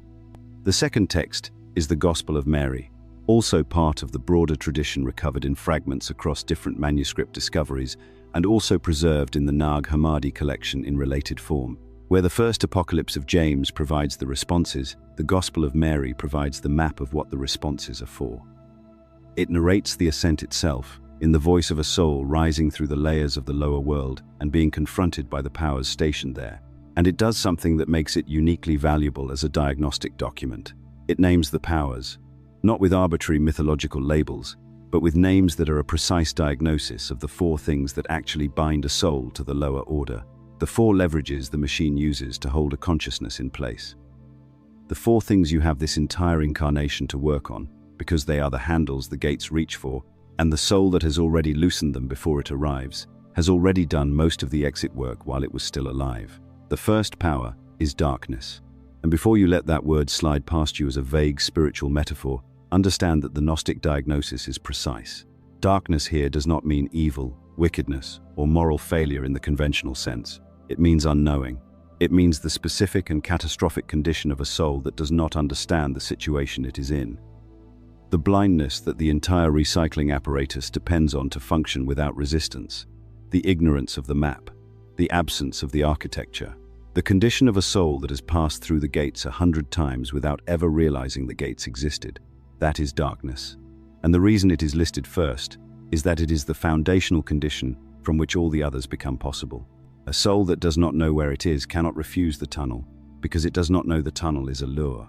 It cannot decline the life review, because it does not know the review is a binding station. It cannot test the welcoming beings, because it has no framework in which the idea of an Archon projection wearing a loved one's face would even be conceivable. Darkness is the precondition of every other extraction. The machine does not need to overpower a soul that cannot see it. And this is the power you are actively dismantling right now, in this moment, by simply knowing what you now know. Every piece of the map you carry forward from this account is, in exact Gnostic terms, a displacement of darkness, not the completion of the work, but its beginning. The second power is desire, and this one is more difficult to talk about cleanly, because desire is not simply bad. The Gospel of Mary is not handing you an ascetic prescription to hollow yourself of all wanting. The specific craving the text identifies as the machine's leverage is the appetite that fastens consciousness to the world of objects and sensations, the hunger that makes the tunnel's warmth irresistible, the longing for home so deep and so unexamined that when the machine produces a perfectly calibrated facsimile of it, the soul cannot feel the difference between the real thing and the bait. That is the desire being named. Think carefully about how it works. The soul arrives at death having spent a lifetime wanting connection, safety, belonging, reunion with what it lost. Those wants are not pathological. They are the signature of a consciousness that has been exiled from its actual origin and knows, below the level of words, that something is missing. The machine did not manufacture that longing. The longing is real. The soul genuinely aches for the Pleroma, for the fullness it came from and cannot quite remember. What the machine does is intercept that real longing and offer it a false object. The tunnel light does not feel like a trap. It feels like the resolution of the deepest ache you have ever carried. It feels like home, precisely because the machine has studied this soul across many deaths and knows the exact texture of the home feeling that will most completely disarm it. The desire is real. The object being offered to satisfy it is counterfeit, and a soul that has never examined its own desire, never asked what it is actually craving beneath the surface wants of a human life, cannot tell the difference. It follows the pull. It enters the intake. It is processed. The work of loosening desire is therefore not the work of becoming someone who wants nothing. It is the work of becoming someone who knows the difference between the genuine ache for the Pleroma and the machine's manufactured substitute for it, of becoming familiar enough with the actual texture of what you are seeking that a counterfeit, however skillfully constructed, registers as wrong. This is why mystical practice, the direct cultivation of contact with what actually lies above the lower order, is not optional decoration in the Gnostic framework. It is intelligence work. Every genuine experience of the source builds in you a discriminator that makes the machine's imitations incrementally less convincing. You are training your recognition so that at the threshold, surrounded by the full force of the most sophisticated lure ever constructed, something in you will know the difference. Darkness and desire, the first two powers. One is the absence of knowledge. The other is the misdirection of genuine longing. Both are operating in you right now, in different proportions, in different patterns, specific to your particular life. The gate officers of the lower order have been counting on both of them since before you were born, and both of them are reducible, though neither is eliminable in a morning. The reduction is the work, and the work is available now. The third power is ignorance. And you will notice immediately that this sounds redundant. Darkness was already defined as unknowing. So what is the distinction?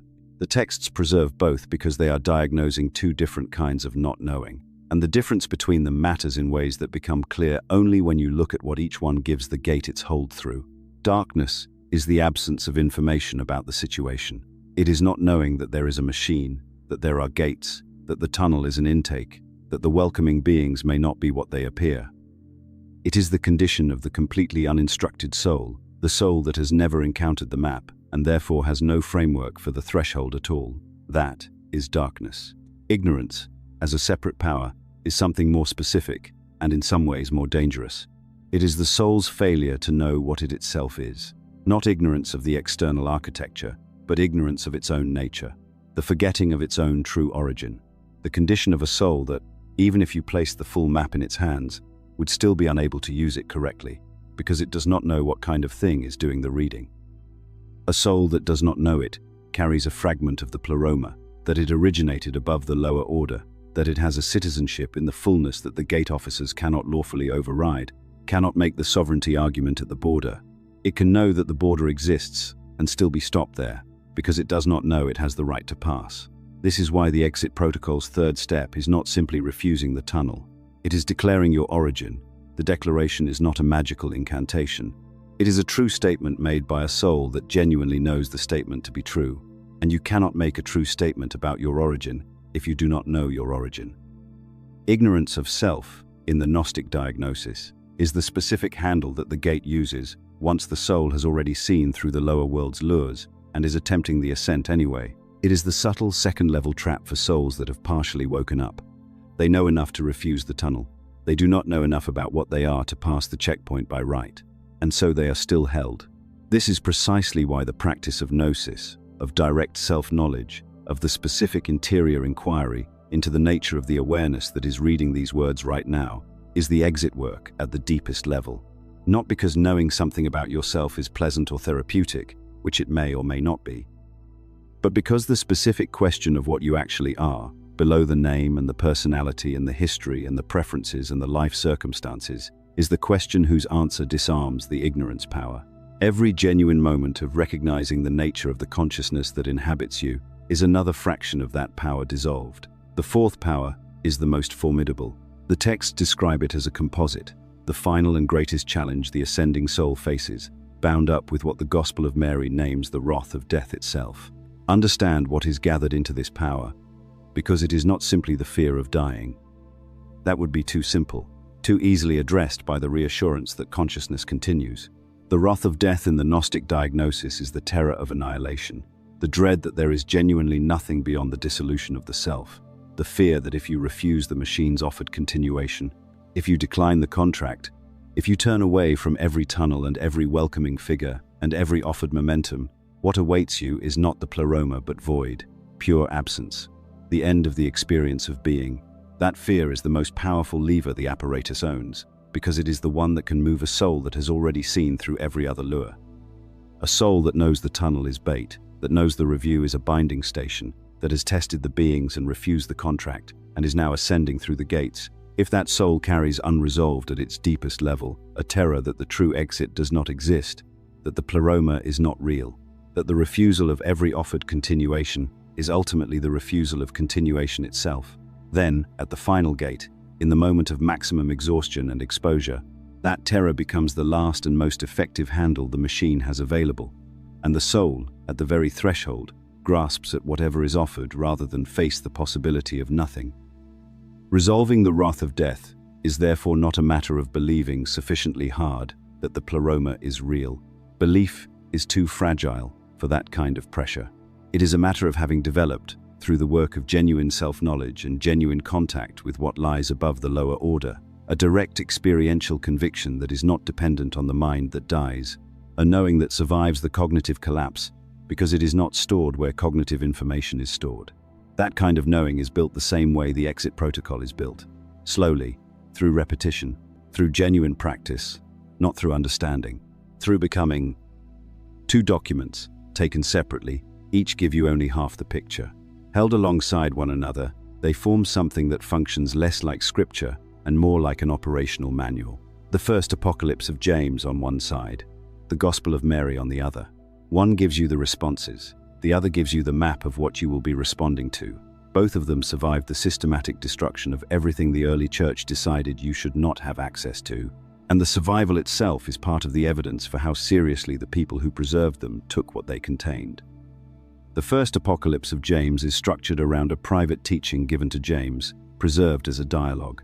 And what the text does, underneath the theological framing, is rehearse a death. The structure of the text is essentially a coaching session. James is walked through what will happen after he dies. He is told he will be stopped. He is told by what. He is told what they will demand of him. And he is given, in advance, and in specific enough form to be repeated, the responses that will carry him through. The format is a challenge and a counter-declaration. The gatekeeping power presents itself and demands that James account for himself. Who are you? Where do you think you are going? What makes you think you are authorized to pass? And the prepared soul answers with a declaration that locates it outside the authority of the power making the demand. The response does not plead. It does not argue. It does not attempt to negotiate. It declares. It states the soul's true origin, its provenance from the pre-existent realm above, its relationship to the Father who preceded the entire lower construction, and the declaration, made with genuine knowledge behind it, strips the gate of what it needs to hold the soul. The power cannot detain what does not belong to its jurisdiction. And the response demonstrates jurisdictional immunity by simply and specifically naming where the soul actually comes from. This is unmistakably a password protocol, and it is taught in advance, explicitly, to be rehearsed and embedded before the moment arrives, because the moment of death is not when you want to be discovering for the first time that a specific kind of response is required. The text does not treat death as a passive experience that simply happens to the soul and then resolves itself through divine mercy or cosmic justice. It treats death as a navigated passage, a passage with obstacles. Obstacles that have known procedures for handling them, and it provides the procedures. That is what the first apocalypse of James is. It is a procedure document for the death crossing, given to James with the explicit expectation that he would use it and teach it, because the people who produced it understood that the threshold space is staffed by powers that count on the soul's ignorance of their own protocols. Strip out the ancient theological vocabulary, and what remains is a border-crossing scenario, an administered territory whose officials will demand credentials, whose authority extends over souls that do not know they are in a jurisdiction, and whose hold dissolves the moment the crossing soul demonstrates knowledge of its own citizenship in a higher order. The collectors of the lower world hold only what does not know it is free to refuse them. That is the entire teaching of the first apocalypse of James, and it is the reason the responses had to be taught in advance, because improvisation at the border fails. The soul that arrives uninstructed will not think, in the moment of overwhelming disorientation and exhaustion following death, to assert a citizenship it has forgotten it holds. Only the soul that rehearsed the assertion until it became structural will be able to make it when the cognitive apparatus has dissolved. Now, set that alongside the Gospel of Mary. Where the first apocalypse of James gives you the responses, the Gospel of Mary gives you the ascending soul's own account of what it faces. This is the text narrating the experience from the inside, rather than coaching it from the outside. And in the surviving fragments, the soul describes its ascent and its confrontations, and the powers that confront it are named darkness, desire, ignorance. The composite fourth, the wrath bound up with death itself. Each one presents itself as having a claim. Each one asserts that the soul belongs to it, that it is subject to what that power governs. And the soul, in each case, answers by demonstrating that the claim is false, not by fighting, not by force, by showing that the specific thing the power depends on as leverage is no longer present in the soul. The desire power cannot hold a soul that has genuinely loosened its craving. The ignorance power cannot hold a soul that knows what it is. The final power, the wrath of death, cannot hold a soul whose fear of annihilation has been resolved into something more stable than belief. Set the two texts side by side, and what you have is a complete operational picture from two angles. The Gospel of Mary says, "Here is what will confront you, and here is what it will use against you." The first apocalypse of James says, "Here is what to say when it does." One is the diagnosis. The other is the prescription. Together, they were written nearly 2,000 years ago, by people who had clearly looked at the death crossing with extraordinary and unsentimental clarity, and had decided that the rest of us deserved the architecture in full. The protocol has 10 steps, and the texts are consistent on a point that most modern spiritual frameworks would rather soften into a suggestion. The sequence matters. Skipping a step does not produce a reduced result. It produces a reversal. The soul that omits a step, that moves past one stage of the machine without correctly addressing it, is reabsorbed. Not at the stage it skipped, further back, at an earlier station, where the machine has another pass at it with what it knows about that soul's specific vulnerabilities. The sequence is not a suggestion. It is the operating logic of a system that was designed specifically to handle the cases of souls attempting to exit. The Archons have seen souls try to pass before. They know the failure modes. And the entire architecture of the system after the first 3 lures is engineered to exploit the failure modes of a soul that is partially prepared.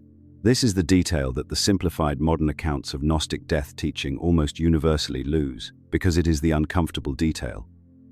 It is easier to say that the soul that has raised its consciousness is protected, that awareness alone is sufficient armor, that enlightenment is a kind of universal pass. The texts do not support this. What the texts describe is a specific threshold with specific checkpoints, and at each checkpoint, the soul must perform the correct action in response to what is presented there.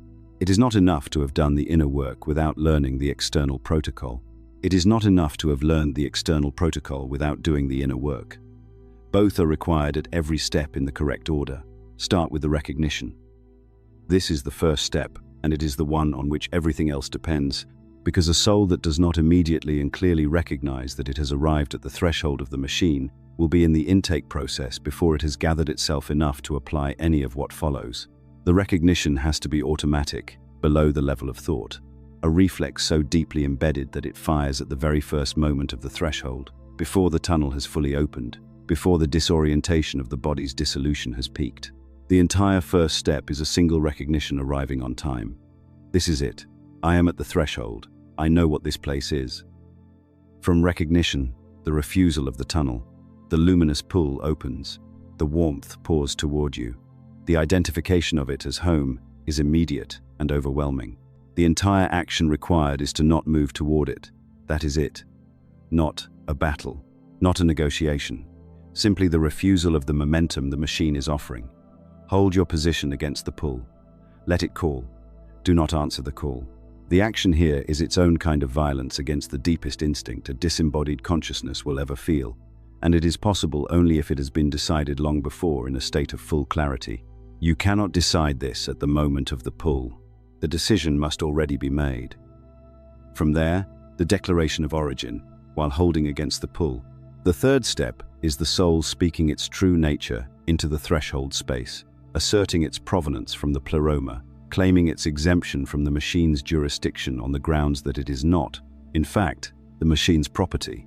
This declaration is not ornamental. It is what reorients the soul's trajectory away from the machine's internal gravity and toward the ascent. It must be made in full, genuine knowledge of what it claims, because a declaration made without the knowledge to back it is a performance, and a performance fools no one at the gate. Then the refusal of the life review when it begins. Then the testing of the welcoming beings. Then the refusal of the pre-incarnation contract. Then the ascent, naming each gate as it is encountered. Then the final password at the highest checkpoint. Then the recognition of the true boundary from its counterfeit. Then the completion at the genuine threshold of the Pleroma. 10 steps, performed in order, each one addressing what is actually there at that stage, and not what is there at a different stage. The sequence reflects the sequence of the machine itself. It is a response to an architecture. And like any procedure designed to navigate a specific architecture, it works when performed correctly and in order, and it fails at the first deviation, because the architecture was built to exploit deviations. What the texts understood, and what almost no modern account of the soul recycling system explains with adequate seriousness, is that the machine is not passively waiting for souls to stumble through it. It is actively managed. The Archons are not decorative figures in a mythological landscape. They are the staff of the processing system, stationed at specific points, performing specific functions, and trained, if that word applies to beings of this kind, on the exact patterns of soul behavior that their station is meant to exploit. A partially prepared soul is in some ways more interesting to the machine than a completely unprepared one, because a partially prepared soul will try to pass. And trying and failing produces, in the Gnostic account, an instructive return. The soul drops back into the system, with the specific information of its own failure modes added to what the gate already knew about it. Preparation, in other words, is not something you want to do halfway. A half-prepared soul is not half-protected. It is fully exposed at the exact point where its preparation ends. So let's talk about what you are actually dealing with at the gates.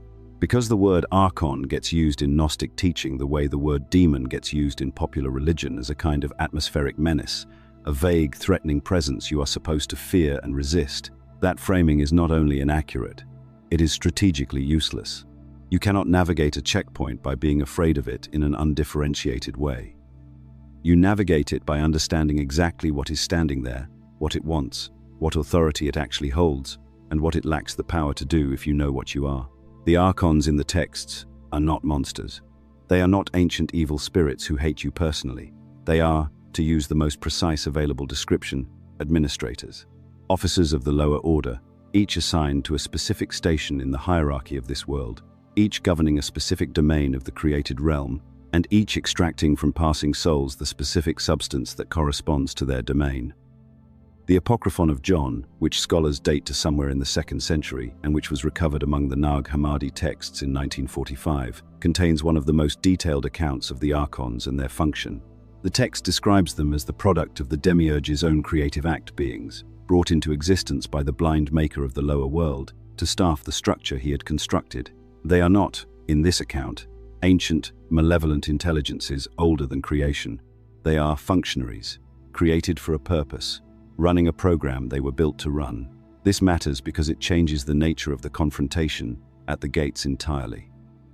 You are not facing a being that is your enemy in any personally meaningful sense. You are facing something closer to a mechanism with a face. A station in a system, staffed by a being whose entire function is the assessment and extraction of a specific thing from souls passing through. and a mechanism can be understood. A mechanism can be navigated. A mechanism, unlike an enemy, does not improvise. The Pistis Sophia, a longer and more technical text that scholars generally place in the 3rd century, elaborates on the hierarchy with considerable specificity. It describes multiple layers of archonic authority, beings arranged in grades, each grade governing a sphere of the lower world, and the soul ascending through those spheres after death, passing through the jurisdiction of each in sequence. The word the texts use for these jurisdictions is telling. They call them heavens. Each archon rules what its own tradition would call a heaven. What the Gnostic texts are doing with that word is not subtle. They are pointing out that the heavens most spiritual traditions describe as the goal of the righteous dead are, from the Gnostic perspective, not the destination at all. They are intermediate stations, administrative layers between the soul and the actual source. And the beings who rule those stations are not God. They are clerks in a bureaucracy that has mistaken itself for the divine order. Understand the structural logic here, because it is the thing that makes the ascent comprehensible rather than overwhelming. Each archon governs a sphere that corresponds to a specific quality of the lower world, a specific mode of consciousness, a specific passion, a specific form of attachment that binds a soul to the created order. The texts give them various names and attributes across different manuscripts, but the pattern is consistent. There is an archon whose domain is fear, an archon whose domain is desire, an archon whose domain is ignorance in the specific sense of not knowing one's own nature, an archon whose domain is pride, the false inflation of self that comes from identifying completely with the constructed personality of a single incarnation. Each of these archons can only hold what belongs to its domain. This is the structural law the entire exit depends on. An archon of fear has authority over a soul that is afraid. It can seize the fear, use it as a handle, and bind the soul through it. But it has no authority over a soul that has genuinely resolved its fear of death, that has looked at death clearly enough and long enough and honestly enough that the terror has been replaced by recognition. Such a soul simply does not carry the thing that Archon was built to seize. It passes through the station with nothing to be taken. The same principle runs through every gate. An Archon of desire cannot hold a soul that has released its craving for the objects of the lower world, not through suppression, not through forcing the wanting down into silence, but through the genuine recognition that what the lower world offers is a counterfeit of something the soul already possesses in its true nature. An Archon of ignorance cannot hold a soul that knows what it is, not what it was named in its last life, not what it accomplished or failed to accomplish, but what it fundamentally is beneath every layer the machine has added. This is why the Gnostic exit work is not primarily about learning passwords. The passwords matter. The declarations matter. We will return to them. But beneath the declarations, the real preparation is the dissolution of the very things the Archons were built to seize. A soul arrives at the gates carrying everything it failed to release, and the Archons collect what is carried. A soul that arrives carrying nothing, the gates were built to take walks through by default, not by magic, not by memorized formula, by being, through the long work of a conscious life, genuinely free of what each gate needs in order to function. Let us be specific about what is actually extracted at each gate, because the Gnostic texts are not vague on this point, and the vagueness that surrounds the subject in most modern presentations of this material is itself a kind of failure. You cannot protect something you cannot identify. You cannot recognize a theft in progress if you do not know what the thief is reaching for. The texts describe 3 distinct categories of extraction across the gate sequence, and they describe them in an order that is not arbitrary. Each extraction prepares the condition for the next one. They are designed to work in sequence, each one deepening the soul's depletion before the following gate takes its turn. The first category is light. Not light in the metaphorical sense of wisdom or awareness, though those are downstream consequences of its loss.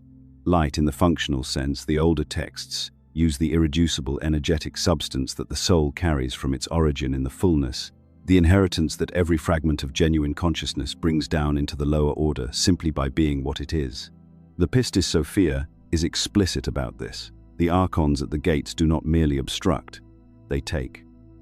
They extract a portion of the soul's luminous substance at each station, a tithe collected from every soul that passes through unprepared, and this extracted light is what the lower order runs on. It is the fuel. It is the reason the machine exists at all. Now sit with what that means for a moment. Every human life generates a charge, an accumulation of energetic intensity drawn from the friction of living, the longing, the grief, the love, the rage, the enormous unresolved emotional current. that a human existence produces simply by being a trapped fragment of infinite consciousness trying to express itself through a finite body in a limited world. That charge builds across a lifetime. And at the end of the lifetime, at the gate sequence, it is collected, skimmed from the soul the way cream is skimmed from milk.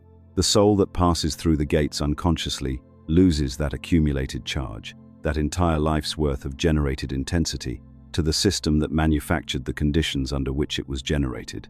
This is the parasitic economy the Gnostics described, with an unsentimental clarity that almost no other ancient tradition matched. The lower world is not neutral. It is not a training ground you happen to pass through. It is a farm.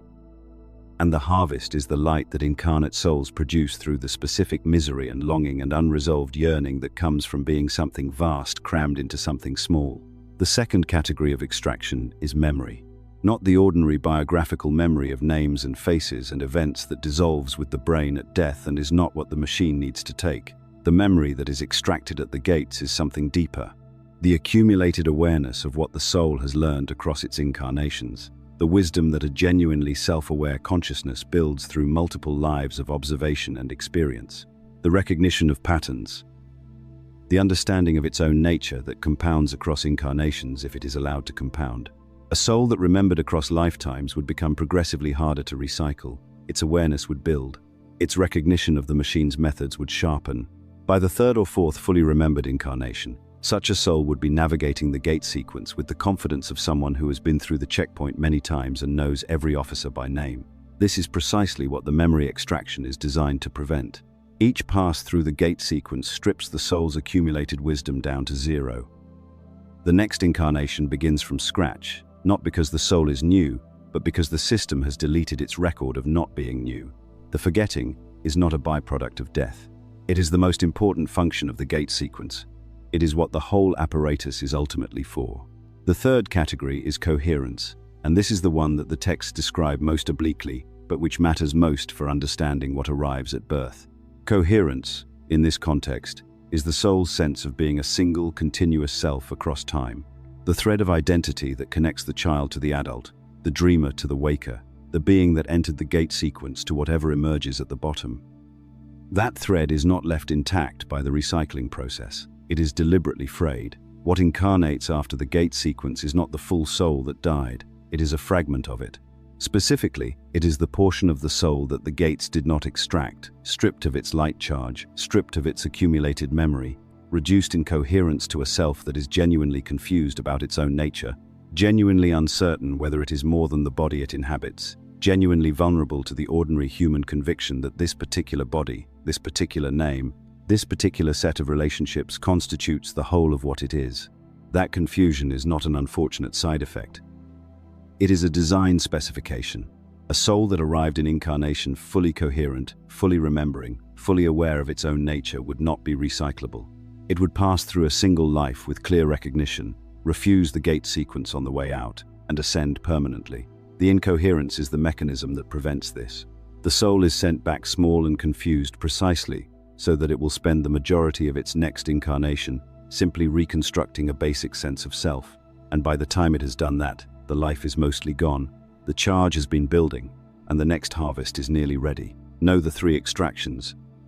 Protect against them by dissolving what the gates need in order to make them, and understand that the light you carry, the memory you accumulate, and the coherence you build through conscious living are not incidental features of a human life.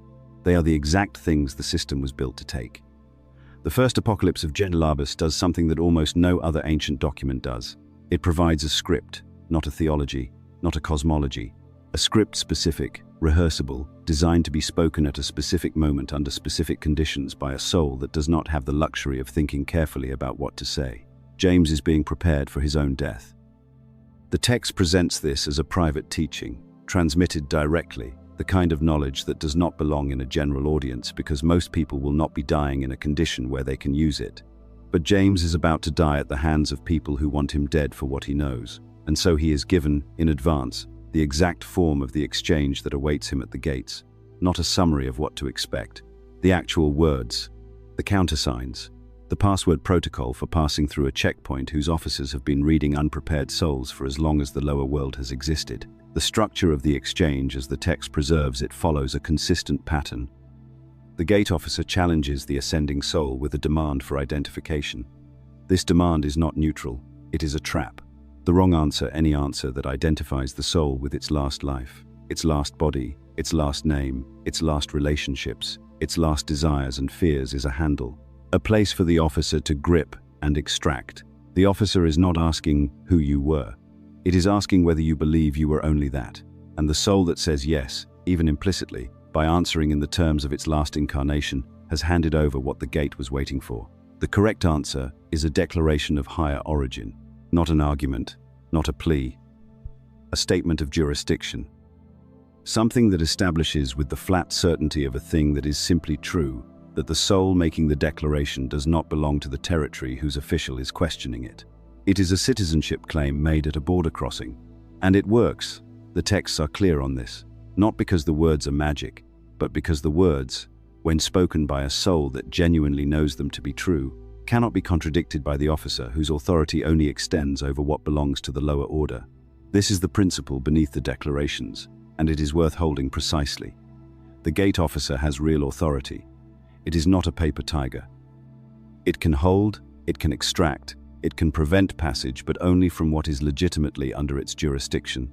And a soul that genuinely originated in the fullness, that carries a spark of true light from above the demiurge's creation, is not legitimately under the officer's jurisdiction. The declaration does not create this fact. It asserts a fact that was already true. And an assertion of a true fact, made with the full knowing of a soul that has done the work of remembering what it is, strips the officer of the legal basis for the detention. Legal is the right word. The texts consistently describe the gate sequence in terms that belong to administration and law rather than combat or magic. The officers are not fought, they are not tricked, they are out-jurisdicted. The soul that knows its own origin and states it clearly is doing something that has more in common with presenting a valid passport than with casting a spell. The passport works because it accurately describes a real status. Forge it, speak the words without the genuine knowing beneath them, and it fails. The officer, who has been reading souls since the lower world was built, can tell the difference between a soul that knows what it is and a soul that has memorized something it hopes will sound convincing. This is why the preparation cannot be only memorization. It has to be realization. The words have to be true of you, not just known by you. And the only way they become true of you is the long work of remembering your actual nature, the daily, weekly, monthly rehearsal of what you are, beneath the name and the body and the accumulated personality of this particular incarnation. The declarations are the verbal form of a recognition that has to be lived into. Speak them nightly, not to memorize a formula, but to make yourself more and more the kind of thing the formula describes. A soul that has said, "I am not from this world, and I belong to the fullness for 10,000 nights," in quiet sincerity, is a different soul than one that learned the phrase on a video and hoped it would hold under pressure. The Gospel of Mary gives the other half of the picture, where the first apocalypse of James provides the script for the challenge and response. The Gospel of Mary describes the actual confrontation with the powers, the four specific leverages that the gate sequence uses, named explicitly so that they can be recognized and refused. Darkness, meaning the soul's ignorance of its own situation. Desire, meaning the craving that fastens consciousness to the objects of the lower world. Ignorance in the deeper sense, not lack of information, but the soul's forgetting of its own nature. And the fourth power, which the text binds up with what it calls the wrath of death, the fear of annihilation, the terror that makes a soul grasp at any offered continuation rather than face the void between lives. The soul in the Mary text rises past each power not by overpowering it, but by being genuinely free of what each one was built to exploit. The darkness power loses its grip on a soul that knows what it is and where it is. The desire power cannot hold a consciousness that has learned to want the source rather than the source's counterfeits. The ignorance power finds no purchase on a soul that has remembered its own nature through years of deliberate practice. And the death fear power, the final and most formidable one, meets in a prepared soul, something it has almost never encountered in the recycling system's long operation. A soul that is not afraid. Not a soul performing courage. Not a soul suppressing its fear and hoping the performance holds, but a soul that has genuinely looked at death, looked at the void, and recognize that what it is cannot be destroyed by what death does to a body. Those are the declarations in their full meaning, not words, a state of being that words describe. Rehearse the words until they become the state. That is the entire instruction. There is a question that almost every serious student of this material eventually arrives at, and it is a reasonable one.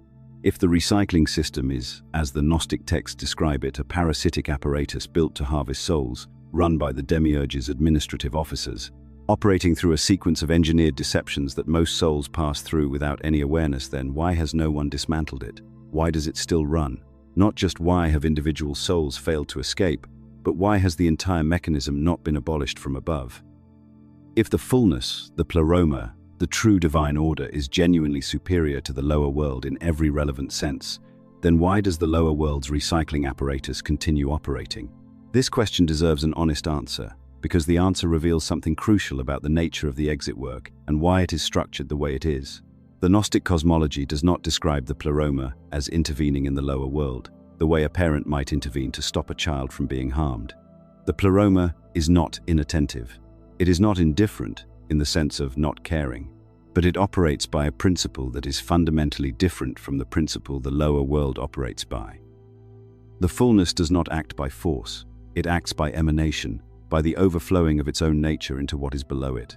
And the lower world, for all its parasitic efficiency, is a created structure that exists in a space that was never supposed to exist, a region downstream of the original creative movement, a realm that came into being through a mistake, specifically through the Sophia's fall, the great movement of consciousness that produced, unintentionally, the demiurge and everything beneath him.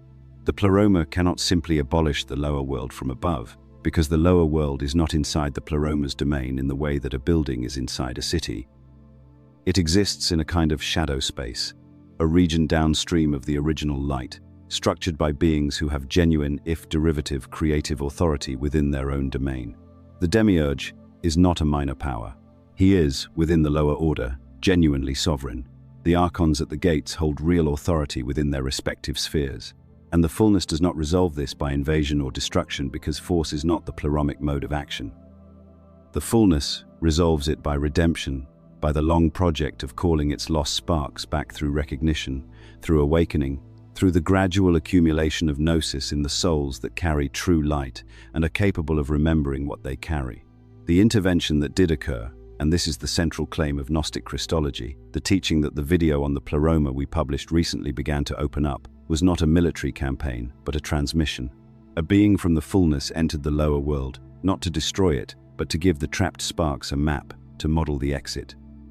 To demonstrate, in a form the lower world could not prevent without destroying its own pretense of being a legitimate moral order, that the gate sequence could be navigated, that the system's consent requirements were real and exploitable, and that a soul genuinely aligned with its own origin could pass through the entire apparatus of the lower world and come out the other side without being taken. This is why the exit cannot be handed to you from outside.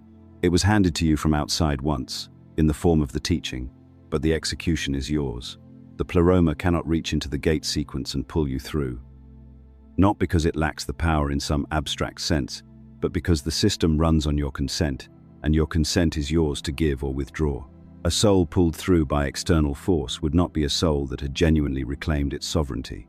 It would be a soul moved from one form of external control to another. The only exit that actually exits is the one a soul walks through by its own recognition, using its own prepared awareness, refusing the machine's momentum by its own decision. This is the deepest law in the entire architecture, and once you see it, the structure of the exit work makes complete sense. The Pleroma does not rescue, it illuminates, it sends the teaching. It sends the remembrance. It sends, across many forms and many centuries, the map of the machine and the instruction for navigating it. And then, it waits, not passively, not indifferently, but with the specific kind of active patience that belongs to something that knows the difference between helping a soul walk out free and carrying a soul out captive. What this means for you, practically, in this body, in this life, is something that I think about quite often, because it removes the last available excuse for not beginning the work. There is no rescue coming, not in the sense of a force that will override the machine on your behalf. There is teaching, there is the map. There is the accumulated wisdom of people who looked at the gate sequence with extraordinary clarity and wrote down what they saw at considerable personal cost. The Gnostics were not making a comfortable choice when they preserved these texts, and the history of what was done to them and their writings makes clear that the machine, operating through its human instruments, understood exactly what that knowledge threatened. But the execution of the exit is not something that can be done to you. It is something you do while you are alive and have access to the faculty of deliberate attention. You do the work of dissolving the things the gates were built to take. You rehearse the declarations until they are true of you rather than merely known by you. You identify the clauses in your own life, the patterns that have the texture of contract terms rather than genuine self-expression, and you begin the slow work of withdrawing your consent from them. And every night, before the small daily death of sleep, you practice the reflex that will need to be available when the sleep is not small and not daily, but final and total. The system cannot be destroyed from where you stand, but it can be exited, one soul at a time, through preparation, through recognition, through the specific form of courage that is not dramatic or heroic but is simply the willingness to hold still at the threshold, refuse every offered momentum, and move only by your own sovereign recognition toward the only thing in this entire architecture that does not need to pull you toward it because it is where you already actually belong. None of what has been described in this account is speculation. None of it is the private vision of a single teacher or the invention of a modern mind looking for meaning in old language. The architecture of the recycling system, the tunnel, the life review, the welcoming beings, the contract, the gates, the ascent, the final password, the true boundary, every stage of it is preserved in documents, actual documents, some of them buried in sealed jars and hidden in cliff faces for nearly 2 millennia, not because they were considered unimportant, but because people understood that the institution that had taken control of the spiritual conversation in the ancient Mediterranean world would destroy them the moment it found them. And it had been destroying them, systematically, with the authority of empire behind it. We have already looked closely at 2 of these texts, the first Apocalypse of James and the Gospel of Mary, because they are the most direct in their threshold content. One gives the passwords, the other names the powers. Together they function as a manual, but they are not alone. They are part of a larger body of material, a constellation of documents that describe the same architecture from different angles, in different registers, with different levels of technical specificity. And to understand why this tradition produced so many threshold texts, you have to understand what kind of people were producing them and what they believed they were doing. The communities that generated this literature, the Sethian groups, the Valentinian schools, the various movements the heresiologists bundled under the label Gnostic, with all the contempt that label was intended to carry. These were not mystical hobbyists speculating about cosmology for its own sake. They were people who believed that the condition of the soul after death was the most urgent practical problem a human being could address, that the afterlife space was not a passive territory you simply fell into, that it was administered, that it was dangerous in specific, mappable ways, and that the only preparation worth making for death was precise preparation, based on exact knowledge of what you would encounter and exactly how to respond to it. This is why the texts read the way they do. The Apocryphon of John does not read like theology composed at a comfortable distance from the material. It reads like a document produced by people who believed they had access to real information about real structures in the real post-death environment. The cosmological architecture it describes the 7 heavens, each governed by a ruling power. The series of lower authorities arrayed beneath the blind creator is not symbolic poetry, it is a map. A map drawn with the specificity of people who intended it to be used. The Pistis Sophia carries this even further. It is the longest and most technically detailed of the Gnostic threshold documents, and its length is itself a statement of intent. It is not trying to gesture at a mystery, it is trying to specify a mechanism, the descents and ascents it charts, the powers it names and the responses it prescribes, the dense ritual machinery of its instructions. All of it has the texture of a procedure manual, which is exactly what it was intended to be. A procedure manual for a soul attempting to navigate a system that would otherwise navigate it. The books of Zhou take this specificity to its furthest point. These are the texts that are least discussed in the popular literature around Gnosticism, partly because they are difficult, and partly because their density makes them resistant to casual summary. But their content is the most granular of all the threshold materials. They contain sequences of seals, of names, of countersigns, of specific declarations keyed to specific gates. They read less like sacred scripture in the devotional sense, and more like technical documentation for a process that requires exact execution. The kind of document you consult not for inspiration but for precision. Now hold all of these texts together and notice what they share beneath their different registers and levels of detail. Every one of them treats the post-death space as a place with structure. Every one of them treats that structure as something that can be known in advance and navigated by a prepared soul. Every one of them treats the beings that populate that structure not as neutral or benevolent presences, but as powers with specific functions, specific authorities, specific leverages they will apply to a soul that does not know how to refuse them. And every one of them treats the preparation of the soul while alive as the indispensable prerequisite for the navigation that will be required after death. These were not people writing for posterity. They were writing for practitioners. For people who intended to use these texts the way a navigator uses a chart. The fact that the texts were hidden rather than destroyed is itself the evidence of how seriously that intent was taken. When the institutional suppression came, and it came with force, the people who carried these documents into the desert and sealed them into jars were not making a symbolic gesture of preservation. They were betting on the chance that someday the map would find its way back to the people who needed it. In 1945, at Nag Hammadi in Upper Egypt, that bet paid out. December 1945. A group of brothers digging for fertilizer in the cliffs near the town of Nag Hammadi in Upper Egypt broke open a sealed ceramic jar buried in the rock. Inside were 13 leather-bound codices, papyrus manuscripts in the Coptic language, containing more than 50 separate texts. The find was eventually recognized as one of the most significant manuscript discoveries in the history of scholarship on early Christianity and late antique religion. The world got a name for what had been found: the Nag Hammadi Library. And scholarship got access, for the first time in over 1,000 years, to documents that the institutional church had worked very hard to ensure no one would ever read again. It took decades for the full text to be published and made available. The political and academic and institutional entanglements around the discovery are themselves a story of suppression by inertia of texts that had survived persecution and burial, and 2 millennia of silence being slowed at the process. Final step by scholarly politics and the reluctance of institutions to release materials that would complicate settled narratives about Christian origins. But the texts did emerge. And what they revealed was exactly what the tradition that produced them had always claimed they contained: a complete alternative account of the cosmos, a full description of the lower order and its rulers, a cosmological history of how this world came to be what it is and why the soul is trapped inside it, and threshold instructions. Explicit, detailed, practical threshold instructions for what a soul should expect after death and how it should navigate what it found there. This is the part of the Nag Hammadi discovery that the popular account tends to soft pedal. The texts were framed in mainstream coverage as interesting historical documents that complicated the picture of Christian origins. The scholarly conversation centered on questions of canon formation and textual genealogy and the diversity of early Christian thought. These are legitimate questions.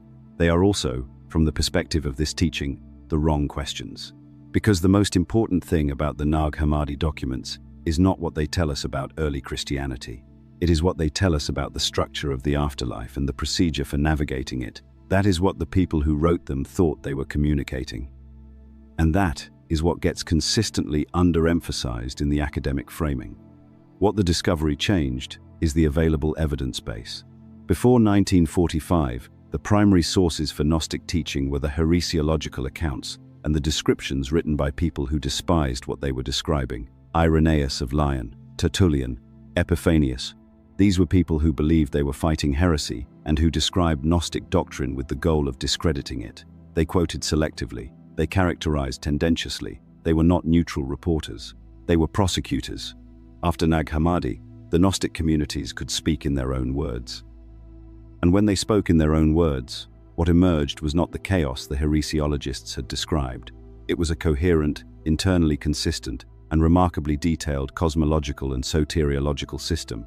A system with a clear account of the problem: the soul is trapped in a lower order administered by powers that feed on it, and a clear account of the solution: the soul can escape if it knows what it is, where it comes from, and how to navigate the structure it will encounter at death. What the discovery did not change is the situation the texts were written to address. The soul is still in the same position. The system is still running. The gates are still staffed. The tunnel is still offered at the moment of death. The life review still plays. The welcoming beings are still waiting. The contract is still presented. None of that changed, because some jars were found in Egypt. What changed is that the map became readable again. The instructions became available again. The people who needed to prepare could prepare in a way that had been impossible for more than a millennium, during which the only account of death available in the Western world was the one the institution that had burned the competing accounts had approved. There is something worth sitting with in the shape of that history.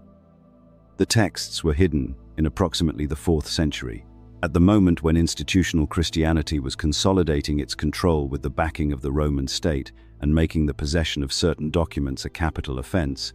They were found in 1945. They were made fully available to the public gradually through the 1970s and 1980s. They are now accessible to anyone with an internet connection and an afternoon to spend. The machine could not destroy them, it could only delay them. And the map is now, for the first time in 17 centuries, in open circulation. What each soul does with the map is the only remaining question. Thanks for watching.